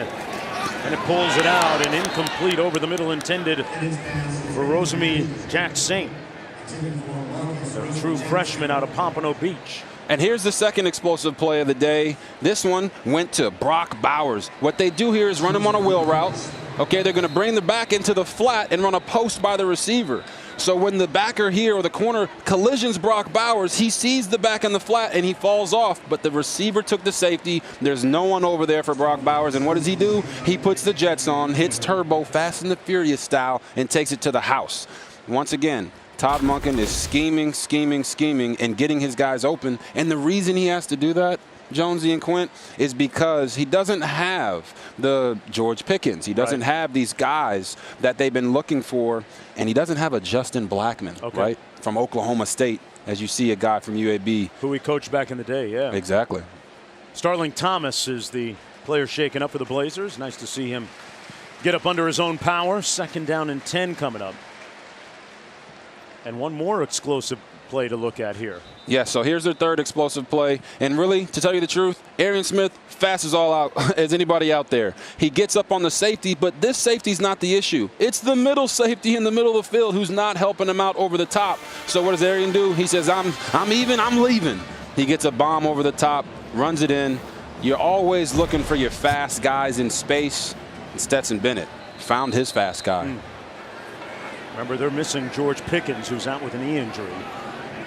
James Cook in the backfield on 2nd and 10. Pass complete. Nice rope that melts into the arms of his receiver on the play for another 1st down. Jermaine Burton caught that touchdown earlier, picks up 14 here. And Stetson Bennett has looked extremely impressive. Yeah. I know they're going to kill me for this on Twitter, but it just seems pretty ironic that Stetson's stepping in here for JT Daniels. Okay. And he's playing lights out. And last year, JT Daniels did the same thing to Stetson Bennett. Had a couple injuries, had a couple games there where he wasn't playing that well. JT comes in, starts throwing these big shots. And, wow, Stetson's making the most of his opportunity right now, isn't he? In a big way. 11:19 to go. 1st down and 10 coming up from the 38-yard line for the Georgia Bulldogs, fresh off of an impressive 10-3 win last week against Clemson. Here's a look last year at JT Daniels when he finally took over as the starter. They went 4-0. Their points per game jumped, their yards per game jumped, their 3rd down conversions jumped, and honestly, their explosive plays went through the roof. So you see Stetson doing that today. Remember, Daniels was coming off that knee injury, that torn ACL. As McIntosh gets the carry, collared right at the line of scrimmage. Swoops making the stop on the play. Remember, Daniels in his first game at USC in 2019 tore his ACL, so he was rehabbing through the transfer and didn't start until midway through the season. Ended up winning the last 4 games.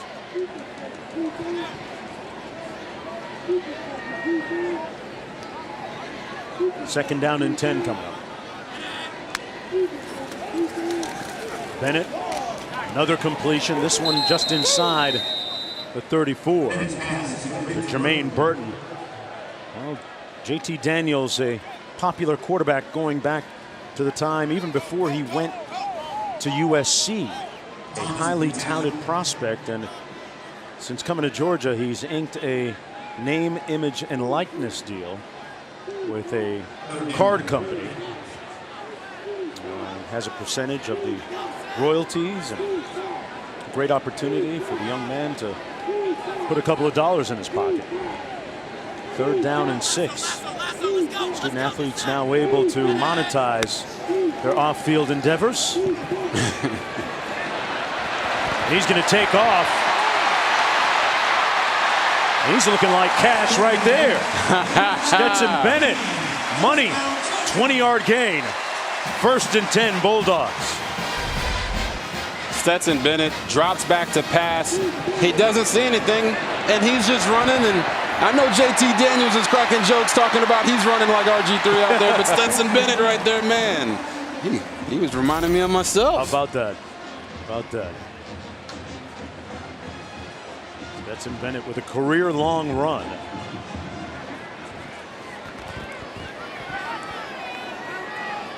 Cook in the backfield. Takes the handoff. Showing a little bit of patience. Oh. Comes out of the pack! Wow! Houdini in the house! An escape artist wearing number 4, James Cook.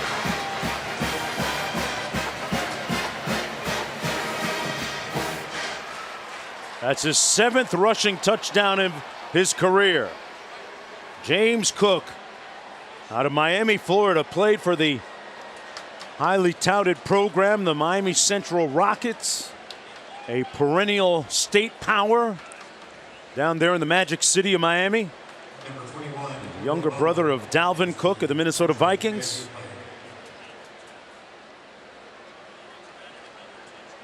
And the Bulldogs continue to pitch a shutout. We have an injured player from the Blazers down in the field. Folks, what a lineup we have here this weekend and Monday. U.S. Open Women's Final today on ESPN. Saturday Night Football game on ABC, Washington, Michigan. U.S. Open Men's Final tomorrow on ESPN. And Monday Night Football Week 1 matchup, Ravens, Raiders. That's on ESPN and ABC. Peyton Manning and Eli Manning are on ESPN 2, while ESPN Plus has other options. Everything also available on ESPN. One app, one tap. Whew. Tap the bottle and twist it. Because they're getting all they can drink right now. We were just talking about Georgia's running game, and here is James Cook, the little brother of Dalvin Cook, and he runs through and he gets, oh no, not going down. James Cook to the end zone. Houdini.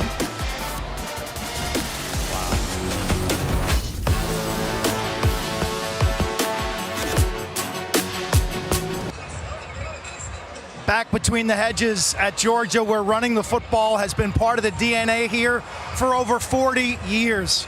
Only 27 rush yards in that first half. We brought it up at halftime. Kirby Smart going to the running game to start that third quarter. 51 yards rushing, including a gritty James Cook touchdown. You've got some hungry, hard-nosed backs with fresh legs. Yeah, I remember the last time we had a Georgia game, James Cook missed their bowl game last year, the Chick-fil-A Peach Bowl, after the passing of his father, his namesake, James Cook Sr. Down there in Miami, Florida, unable to be with his teammates. But, remembered by them. Several of his teammates scribbled his number on their cleats, and one of the coaches actually wearing his jersey during that game. First down and 10 for the Blazers, coming back the other way. Being shut out right now. They got to get some points on the board, right? Progress, not perfection. Yeah. Johnston, a little waggle action. And the pass is caught. Johnson Sanders with a flag on the play. Here's the call. Pass interference on the defense number 6. The ball will be placed at the spot of the foul. Automatic first down. That's against Jalen Kimber. What a grab by Rajay Johnson Sanders. Yeah, Tyler Johnson throws this ball, and it's a little behind the receiver, but they're just saying that Jalen Kimber got there a little early. Yeah. And he had his hand wrapped around his waist, so not a great play there, but we can still talk about how great Georgia's defense has been over these past 2 weeks. Only 3 points up to this point, given up. On the pass interference, they move it to the 37. False start on the offense number 53. 5-yard penalty. It remains first down. Robert, going into the game, you and I talked about that outside zone play that UAB likes to run. It really hasn't been much of a factor right now. We haven't talked about it a whole bunch, but where does that signature fit to what they've done so far? I'll let you answer that after this play. On first down and 15. Time to throw it. Johnston up top and intercepted by Ringo, Kylie Ringo. Maybe they'd have been better off trying to run it. Yeah, they probably should have tried to run it there. Keely Ringo comes up with the pick. Last week he had a bad pass interference call, but here he's playing off-man coverage on Shropshire on a double move, and the quarterback just underthrows it. Tyler Johnston, the third. Man, can't do that.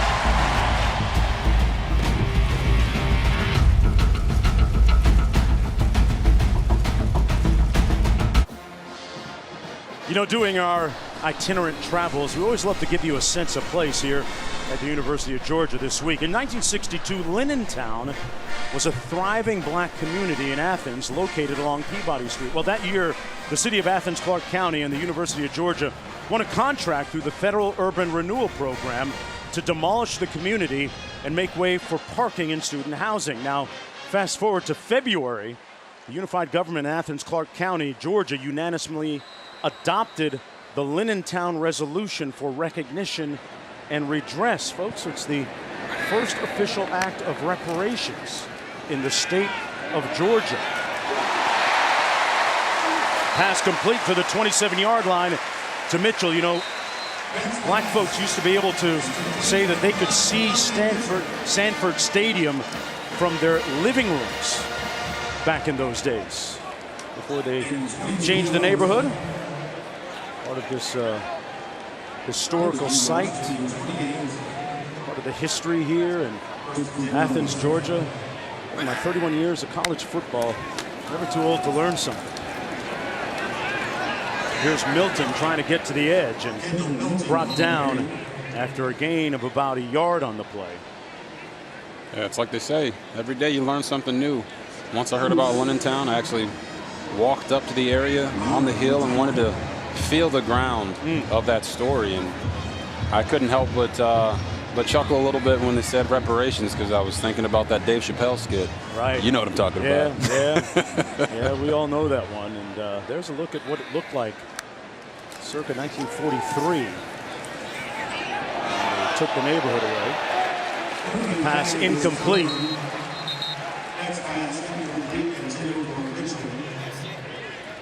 Sometimes we got to remember where we came from, right? And understand our history so that we can push it forward. We don't know what we don't know, right? Yeah. Pass interference on the defense, number 8, 15-yard penalty from the previous spot, and it carries an automatic first down. Well, it's a great chance to become enlightened, like I've been, and being able to research it a little bit and hear some of the anecdotal stories from people around here and those who have folks that used to live in the area back then. Correct. It's like they say with history, make sure you don't repeat the bad stuff and repeat the good stuff. Amen to that. As we reflect back on a bunch of things today, into the end zone, touchdown to Justin Robinson. Justin Robinson for 6. Touchdown, Georgia. Once again, Georgia using play action to hold the linebackers down and open up the holes behind them. Carson Beck with a nice pass to Justin Robinson.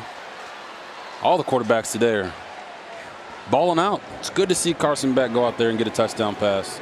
It is UAB, and maybe some fans at home feel like this is what they're supposed to do, but you still got to go out and do it every week. UAB, remember, coming in was top 10 defensively the last 3 years in a row, but Carson Beck said, you know what? Those are just numbers to me. I'm spinning this thing. And Robinson on the other end of that rope for the touchdown. Back with more right after this.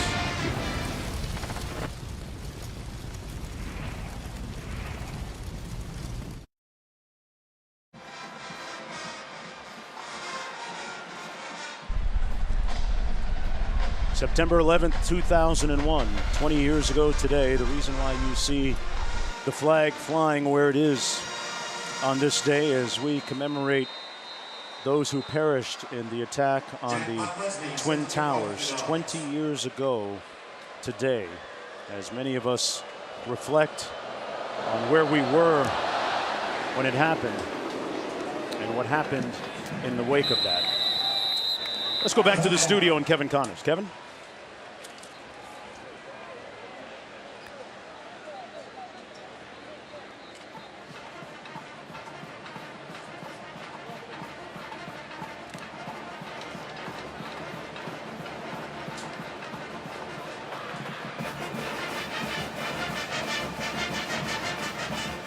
A lot closer than I thought about going into that one, Robert. Come on now. It's college football. Yeah. You got to show up and play the game. Well, Georgia showed up in a big way today.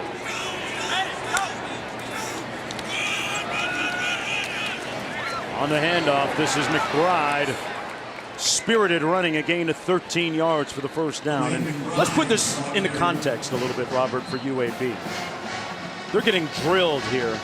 49-0. But when you look at the lineage of this program, circa 1989 to the present, including the couple of years that they basically went dark, I don't think you can overstate what a great job they've done in building this program to where it is, despite the score this afternoon.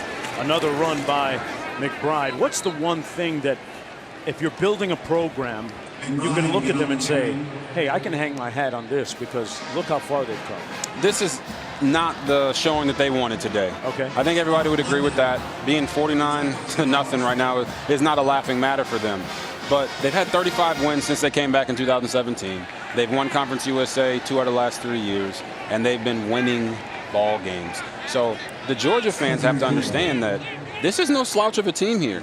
Georgia's just the number 2 team in the country, and they're doing what number 2 teams in the country do. Done over $100 million in fundraising as McBride runs it again, gains about 3 on the play. They have a $23 million new facility with coaches' offices, practice facility, an old building that used to be an old dentist office complex. So they've done a great job in raising the requisite funds and getting the buildings up that they need and putting the players in a position to be successful moving forward. They also got top 25 votes in both polls this week. So, by the way, yeah. Pass complete over the middle. That's Ryan Davis. Had 3 catches for 51 yards last week. Hopkins with a nice completion, 8 yards on the pickup. 5:03 to go here in the third quarter. Mark Jones chopping it up with Robert Griffin III. Quint Kesnick down on the sidelines. For UAB, I would just say sometimes it's just not your day. And today was one of those days. They ran into a buzzsaw. Number 2 team in the country, hungry, wanting explosive plays. They did it early and often, and they've shut them down all game. On 2nd down and 2, Stanley upended, gain of about 1 on the play. Well, the U.S. Open Men's Championship match tomorrow at 4 Eastern on ESPN. Number 1, Novak Djokovic taking on number 2, Medvedev, with Joker looking to complete the calendar slam. Coverage begins with a women's doubles final featuring 17-year-old Coco Gauff and her partner Katie McNally. They're called McCoco. And at 1 Eastern, 10 a.m. Pacific, followed by the men's preview show at 3 Eastern on ESPN and the ESPN app.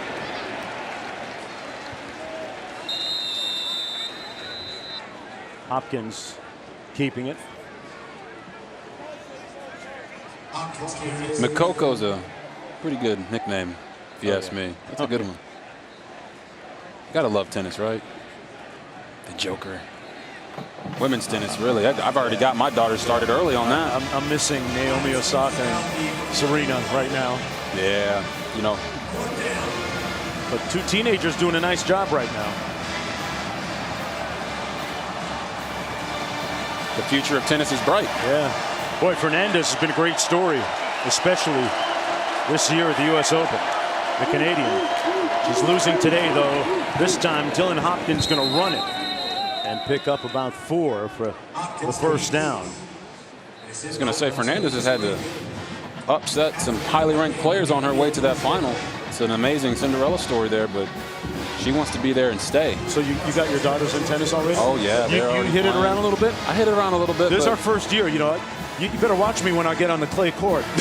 If I ask you to get on the clay, you're in trouble. Are you sliding? You All sliding? day. Oh, he's sliding. Okay, okay. First and 10.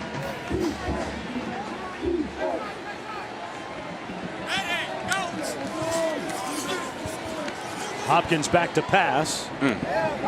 Incomplete. Johnson Sanders, the intended receiver. Well, Georgia number 2 coming into the game. Alabama, of course, number 1. And tell me again, Robert, where you think the cliff starts, the drop-off. Yeah, the cliff definitely starts at number 3, right? Alabama came out and dominated. They're leading 38-7 right now against Mercer, the basketball school, as much as I remember. Right. And you got Georgia out here, number 2 team in the country, leading 49-0 against UAB. Ohio State lost. Oklahoma didn't look great. Texas A&M, can they get over the hump in the SEC? Right now, it's Alabama and Georgia. On the handoff, McBride takes it and brought down at about the 30. What do you make of Quint? You go ahead. Well, I just think this dominant performance maybe encourages some Clemson fans who watched their team stand toe-to-toe with this Bulldog squad, 10-3 last week. This result probably encourages their fans, Clemson Tigers. A great point, Q. And hey, what about the great job that Mario Cristobal, native of Miami, Florida, head coach of Oregon, did today, going into the big house and spanking Ohio State. Yeah, I can tell you right now, Ryan Day wasn't expecting that. I don't think many people were expecting that. But Oregon coming up big, going on the road. What they always say when you go on the road is you got to bring your own energy, pack your defense. They played well on both sides of the ball and came out with the victory. Pac-12 North Division, Oregon Ducks getting a nice win. Jermaine Brown on the catch. 1.5 to go, and now you got to go for it, right, on 4th and 4? Yeah, I don't know their kicker, Matt Quinn. I don't know if he can hit one from here, but going for it and trying to get some points on the board so you can at least walk out without being shut out of this game is very, very important for UAB and honestly their confidence just moving forward throughout the rest of the season. They got a trips formation to the right. Hopkins sacked, and they'll turn it over on downs on the sack. Channing Tindall got there as the first defender. Let's go back to the studio.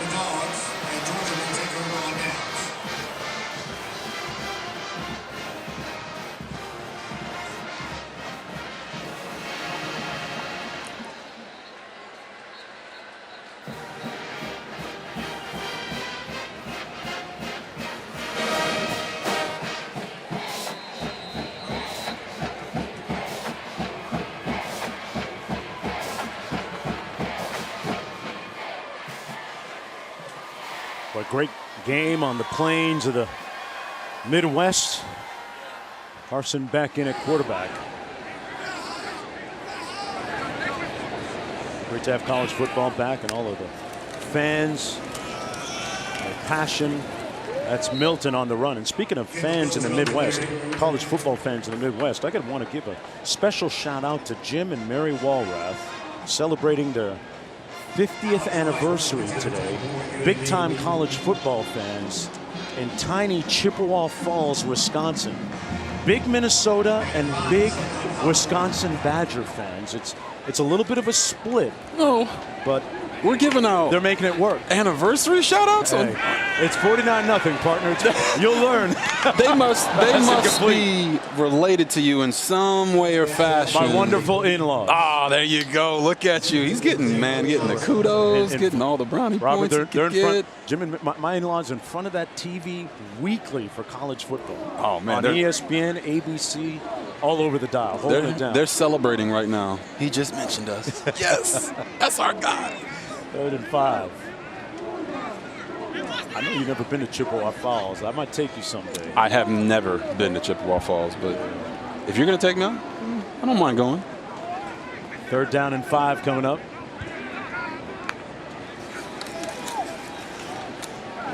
Pass complete for the first down.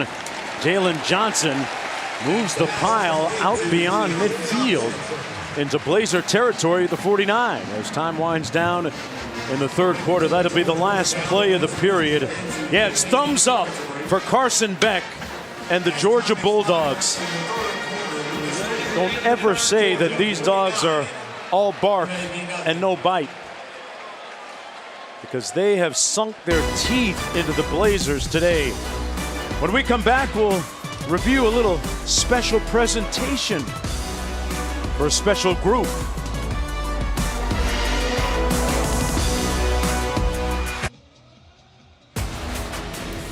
Well, this college football on ESPN is presented by Sling TV. You're watching the SEC on ESPN. Bulldogs first down. 10 to go. Milton with the handoff. Well, at halftime, they honored the 1980 national championship team.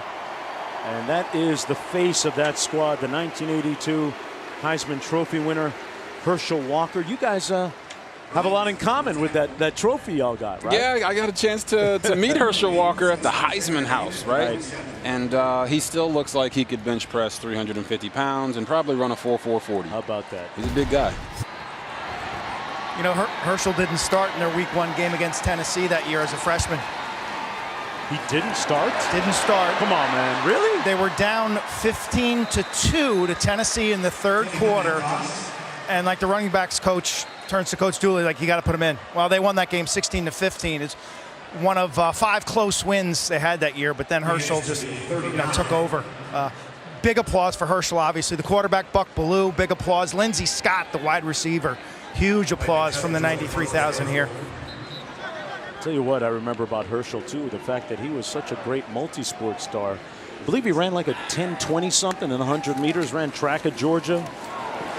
Moving all that weight down the track as Beck runs close to the red zone. Well, what about the weight of this trophy, Robert? Will Georgia be in the running for the national championship this year when the dust settles? If you look at the first 2 games of the year, why not? We talked about UAB coming to this game saying, why not them, seizing the moment? But Georgia is saying, look, we know we haven't won this bad boy since 1980. We're ready. We have the connection that we need. We have the quarterbacks that we need. We have the skill guys. And when they're even going to get healthier later in the year, they're going to be even more explosive. Get some more receivers back and get them healthy. This is McIntosh, that running back stable, proving their worth as well.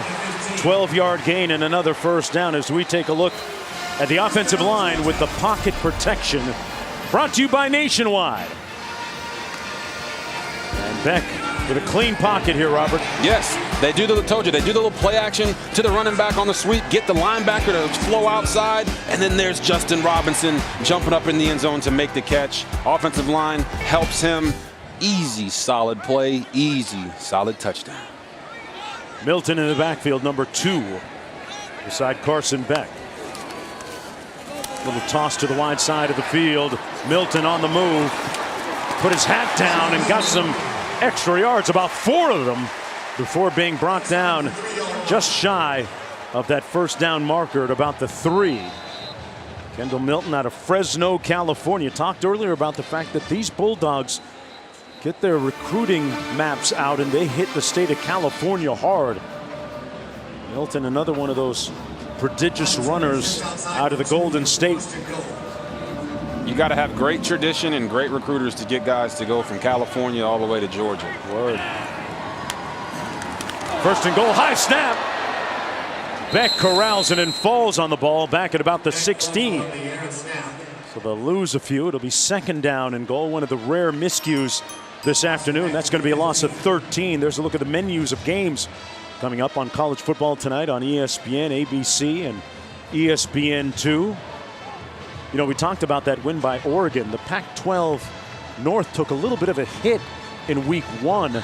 Nice to see Oregon rep the conference and the North Division in particular here in Week 2.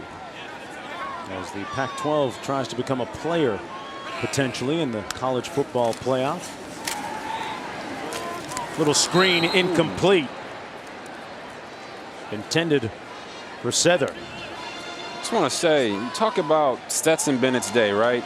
9 of 11, 279 yards, 5 touchdowns. He is a Georgia Bulldog through and through. Okay. You talk about his story, talk about being a walk-on, leaving, coming back. And if JT Daniels is going to be the guy moving forward, which I think he will be, he's the unquestioned leader of this team. You got to be happy for Stetson Bennett in the first home game back in front of 93,000 fans. He comes out here and plays the way that he does. It's just a great story. I caught what you said earlier. You said they have the quarterbacks, plural. Back to pass, back into the end zone. A little bit short of it, incomplete on the overthrow. It's going to be 3rd and goal. Quint? The headline tomorrow here in Athens, the mailman delivered. Ooh. I like it. I like it. Young Express. man, U.S. Postal Service hat. He wore to the Elite 11 camp, and they've been calling him the mailman ever since. Big time numbers for little him. NIL opportunity there too, by the way. That's a great NIL opportunity. I was gonna say Stetson being the backup, playing the way that he did today, at least gives Kirby Smart the confidence to know that if anything happens to JT Daniels, that he has a guy that's played a lot of snaps and can come in and do a good job. And a rare blemish there as Podlesny misses a 32-yard field goal, pushed it to the right. A rare blemish today on their near perfect afternoon. Back after this.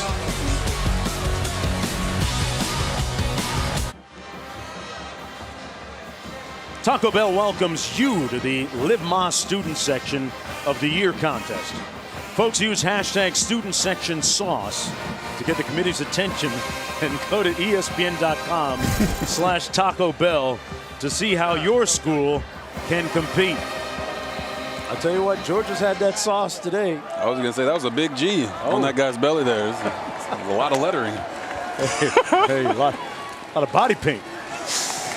McBride with the run, brought down for a yard loss on the play. We talked about that wide zone with UAB, right? Right. But the wide zone only works if you can sustain drives and put them together. So they wanted to run the wide zone and have those 3-yard runs turn into 5-yard runs, turn into 8-yard runs in the fourth quarter. But they haven't been able to sustain drives and move the ball, so their big guys haven't had to run that much. Couple that with the penalties and the turnovers, and it's been a really bad day for UAB football. Up against a very talented Georgia team. Well, that's got pick 6 written all over it. Room service again. Touchdown, Bulldogs. Dumas Johnson with the pick. Dumas Johnson in the right place at the right time. Quarterback throws a little blooper out there. Johnson sees the ball, doesn't worry about the defender. Pick 6. Man, easy, as you said. Room service. We were talking about Live Moss. That was Dumas. Dumas. And he's wearing number 10. Right, man. Makes me feel it's all good. coming together, Robert. It's all coming together, man. We got that little Savage Award with the shoulder pads for the turnover. UAB with their 3rd turnover of the game, and it's 56-0 with the meter still running. Dumas says, you know what, I'm just going to do me right here. It's all That's red and black. One.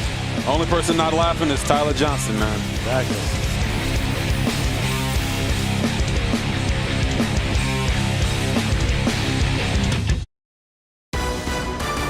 ESPN College Football is presented by Sling TV. Replace cable with affordable live TV with Sling.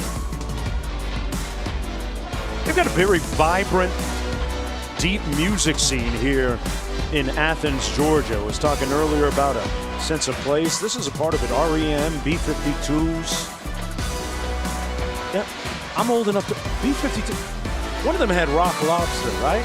Is that right? You don't know nothing about that. I didn't see any Drake. You're 31, man. Jay-Z, yeah. Lil Wayne. B-52, yeah, Rock Lobster. That's when your mans here used to own that floor. Oh, you own the floor? Yeah. They were smoking some good stuff back then, weren't they? B-52. First down and 10. And we're going to take a timeout. Talking about B-52s, man. Georgia been dropping some smart bombs on UAB today. Look at our man on the 1s and 2s in the studio. Okay.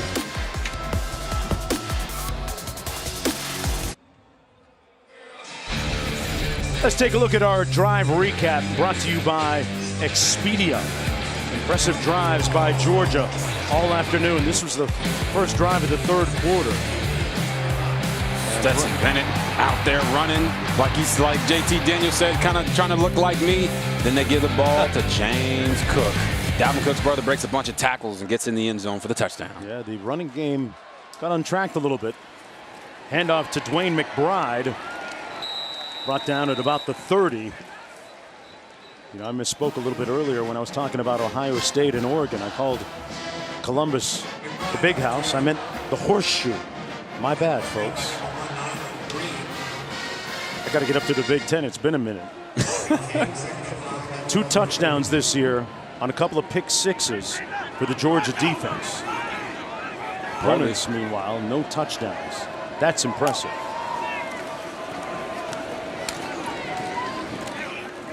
They're going to run it again. Going to be short. Going to mark it a yard shy of the first down at the 34. Let's take a look at the upcoming schedule. Got South Carolina coming up next on the 18th. And the big one, Florida. Well, before that, they've got to deal with Auburn, too. Yeah, but their schedule is favorable for them. Right. I don't think any of these teams on their schedule want to see this defense. This defense is smothering. It's shutting people out. And then you look at the offensive side, and it looks like they might have found those deep threats, those explosive play guys that they need with Brock Bowers at tight end, Arian Smith at receiver, and Jermaine Burton, let alone when they get those other guys back. Right. I mean, everything's trending upward for Georgia. 3rd and 1. We got a timeout on the field. Back to Athens. Lennon-Town right after this.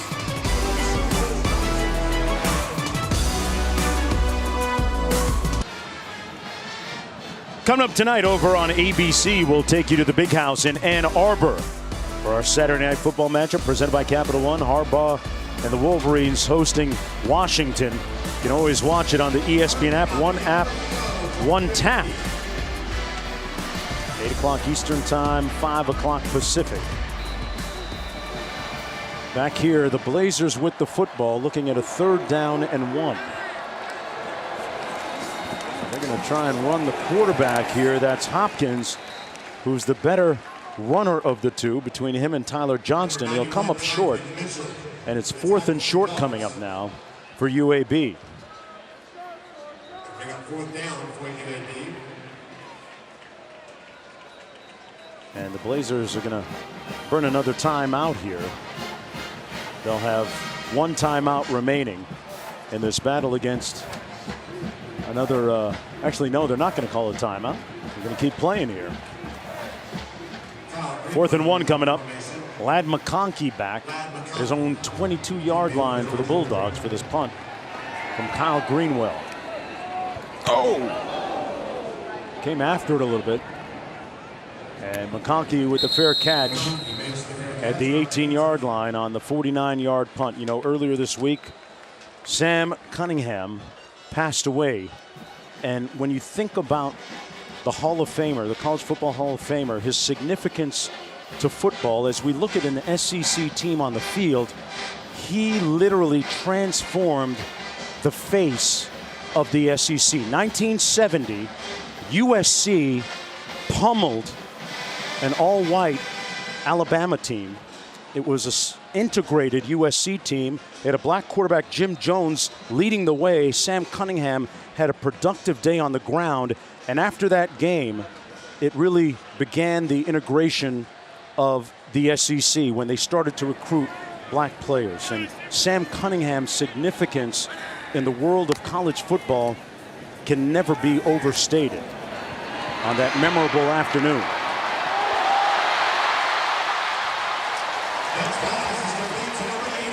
It's like we were talking about earlier, Jonesy, with Lennon-Town, knowing your history and understanding that Sam Cunningham helped foster integration of football so that guys like myself could go and play the game.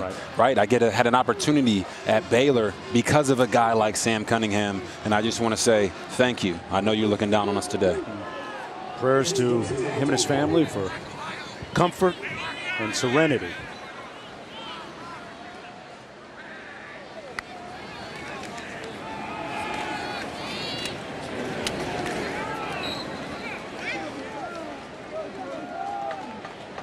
They're going to run it here on first down. Edwards in the ball game. We see the 5th tailback now for Georgia getting some reps. As we approach 7 minutes to go in this football game, Georgia in control. Georgia's playing everybody right now. Yeah. And it's funny, last week, Coach Todd Monken, the offensive coordinator, said they set football back by a couple decades the way they played on offense. Right. Well, today they set it forward by a couple eons.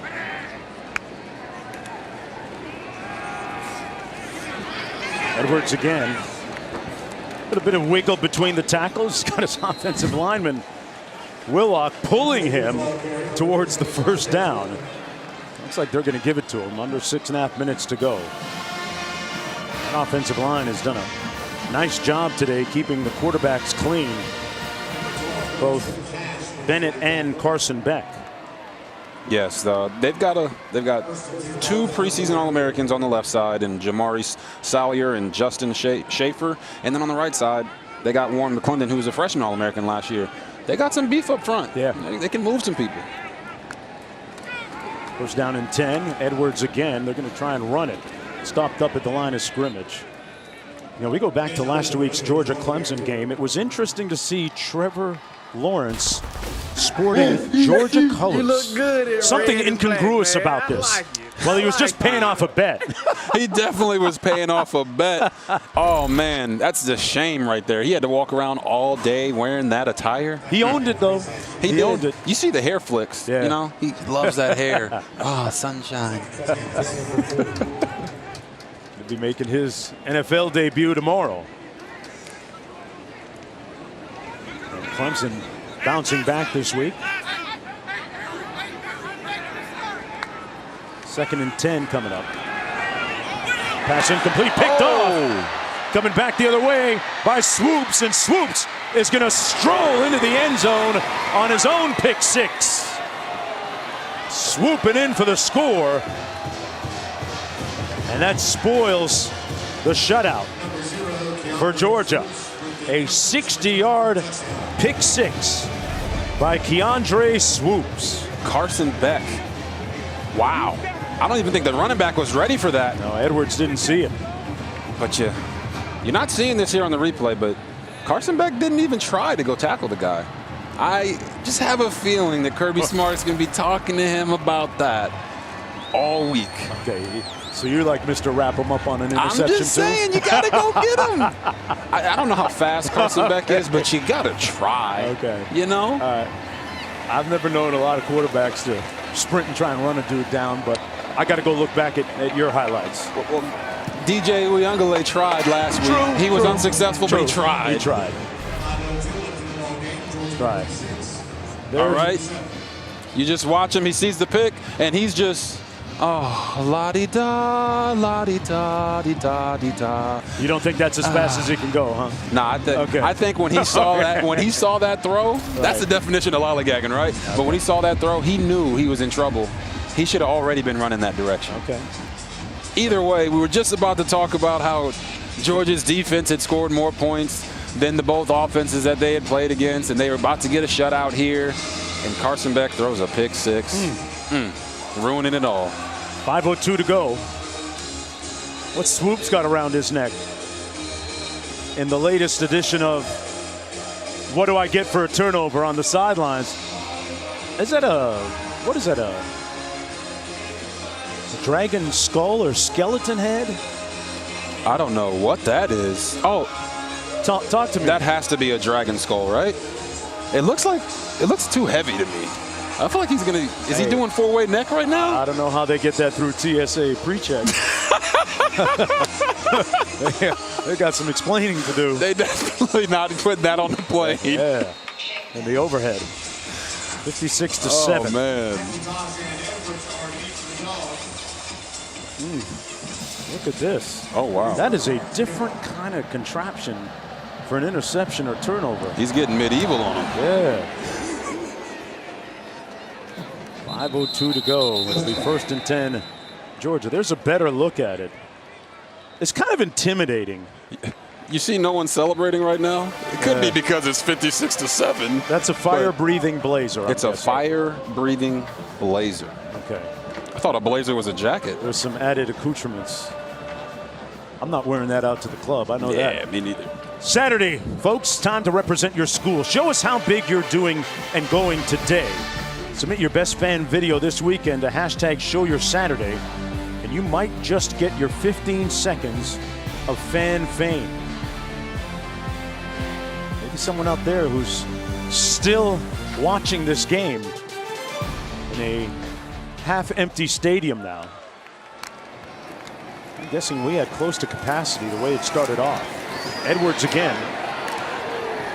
I was going to say, I don't think that this is how UAB wanted to silence the crowd. Right. You know, the fans are leaving because it's 56-7.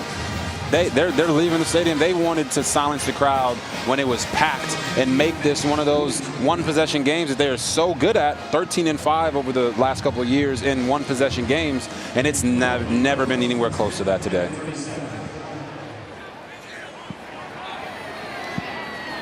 First down and 10. Beck hands it off again. Edwards again. I'm wondering, you know, Kirby Smart has a great sign in his office. It says win, but it's not the win that you're thinking of, folks. It means it's an acronym for what's important now. And it's a great way to keep his players and his coaching staff focused on the present, not looking ahead, not looking back, but what's important in the moment. Something that he's continually preaching to his team. This time we've got Anthony Summy. Studio, tell us what's important now, Kevin Connor.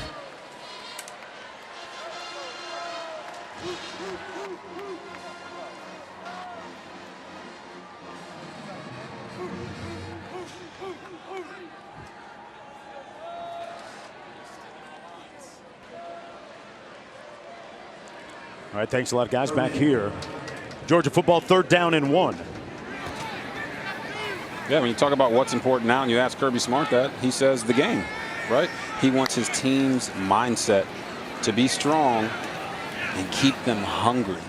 That's the thing. It's a long season. Yeah, he did that. Yeah, and he definitely did that. I mean, look, it's 56-7 right now, and they're blowing out a good UAB football team. They're no slouches. They're champions in their own conference. Yes, we know they're not an SEC team, but they're not just one of those teams that you're like, oh, let's just chalk up a win here. Georgia's done a phenomenal job coming out here and showing why they're the #2 team in the country. When we asked Kirby Smart, what does a win look like for you? Why is this game important? He said, it's about our improvement between games 1 to 2. And what does it look like? Well, I think he got all the boxes checked that he was looking to get checked here this afternoon, especially at the offensive end. When you look at the explosive plays, you know, how does his team, he wondered, handle the nerves, the full stadium? What kind of anxiety, if any, do they show? They passed with glowing marks today. 2 minutes to go. 2nd down and 6.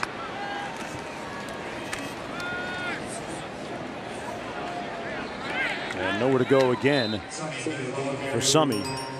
Summy, the redshirt sophomore. There's a look at the menu of games. Georgia today ties a school record with 6 touchdowns passing in a game.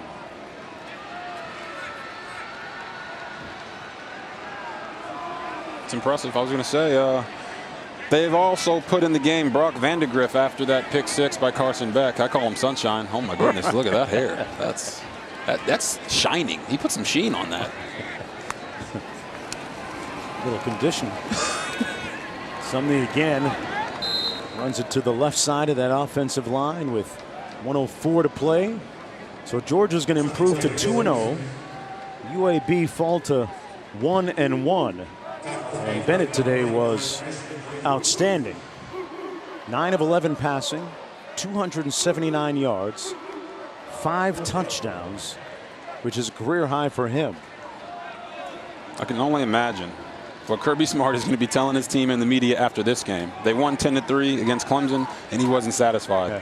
It's 56-7 against UAB, and I can only imagine he's once again not going to be satisfied trying to shape that win mindset for his team. He's been talking about connection being important this year, and in the exit interviews last season, that was a point of emphasis for him and his staff to improve the connection, the chemistry, the bonding between the coaches and the players and the players and the players. And they did that by having the receivers room meet with the offensive line and cross groups and cross pollination. And included was, well, I guess informally, that trip that JT Daniels took went with 9 of his teammates out to California.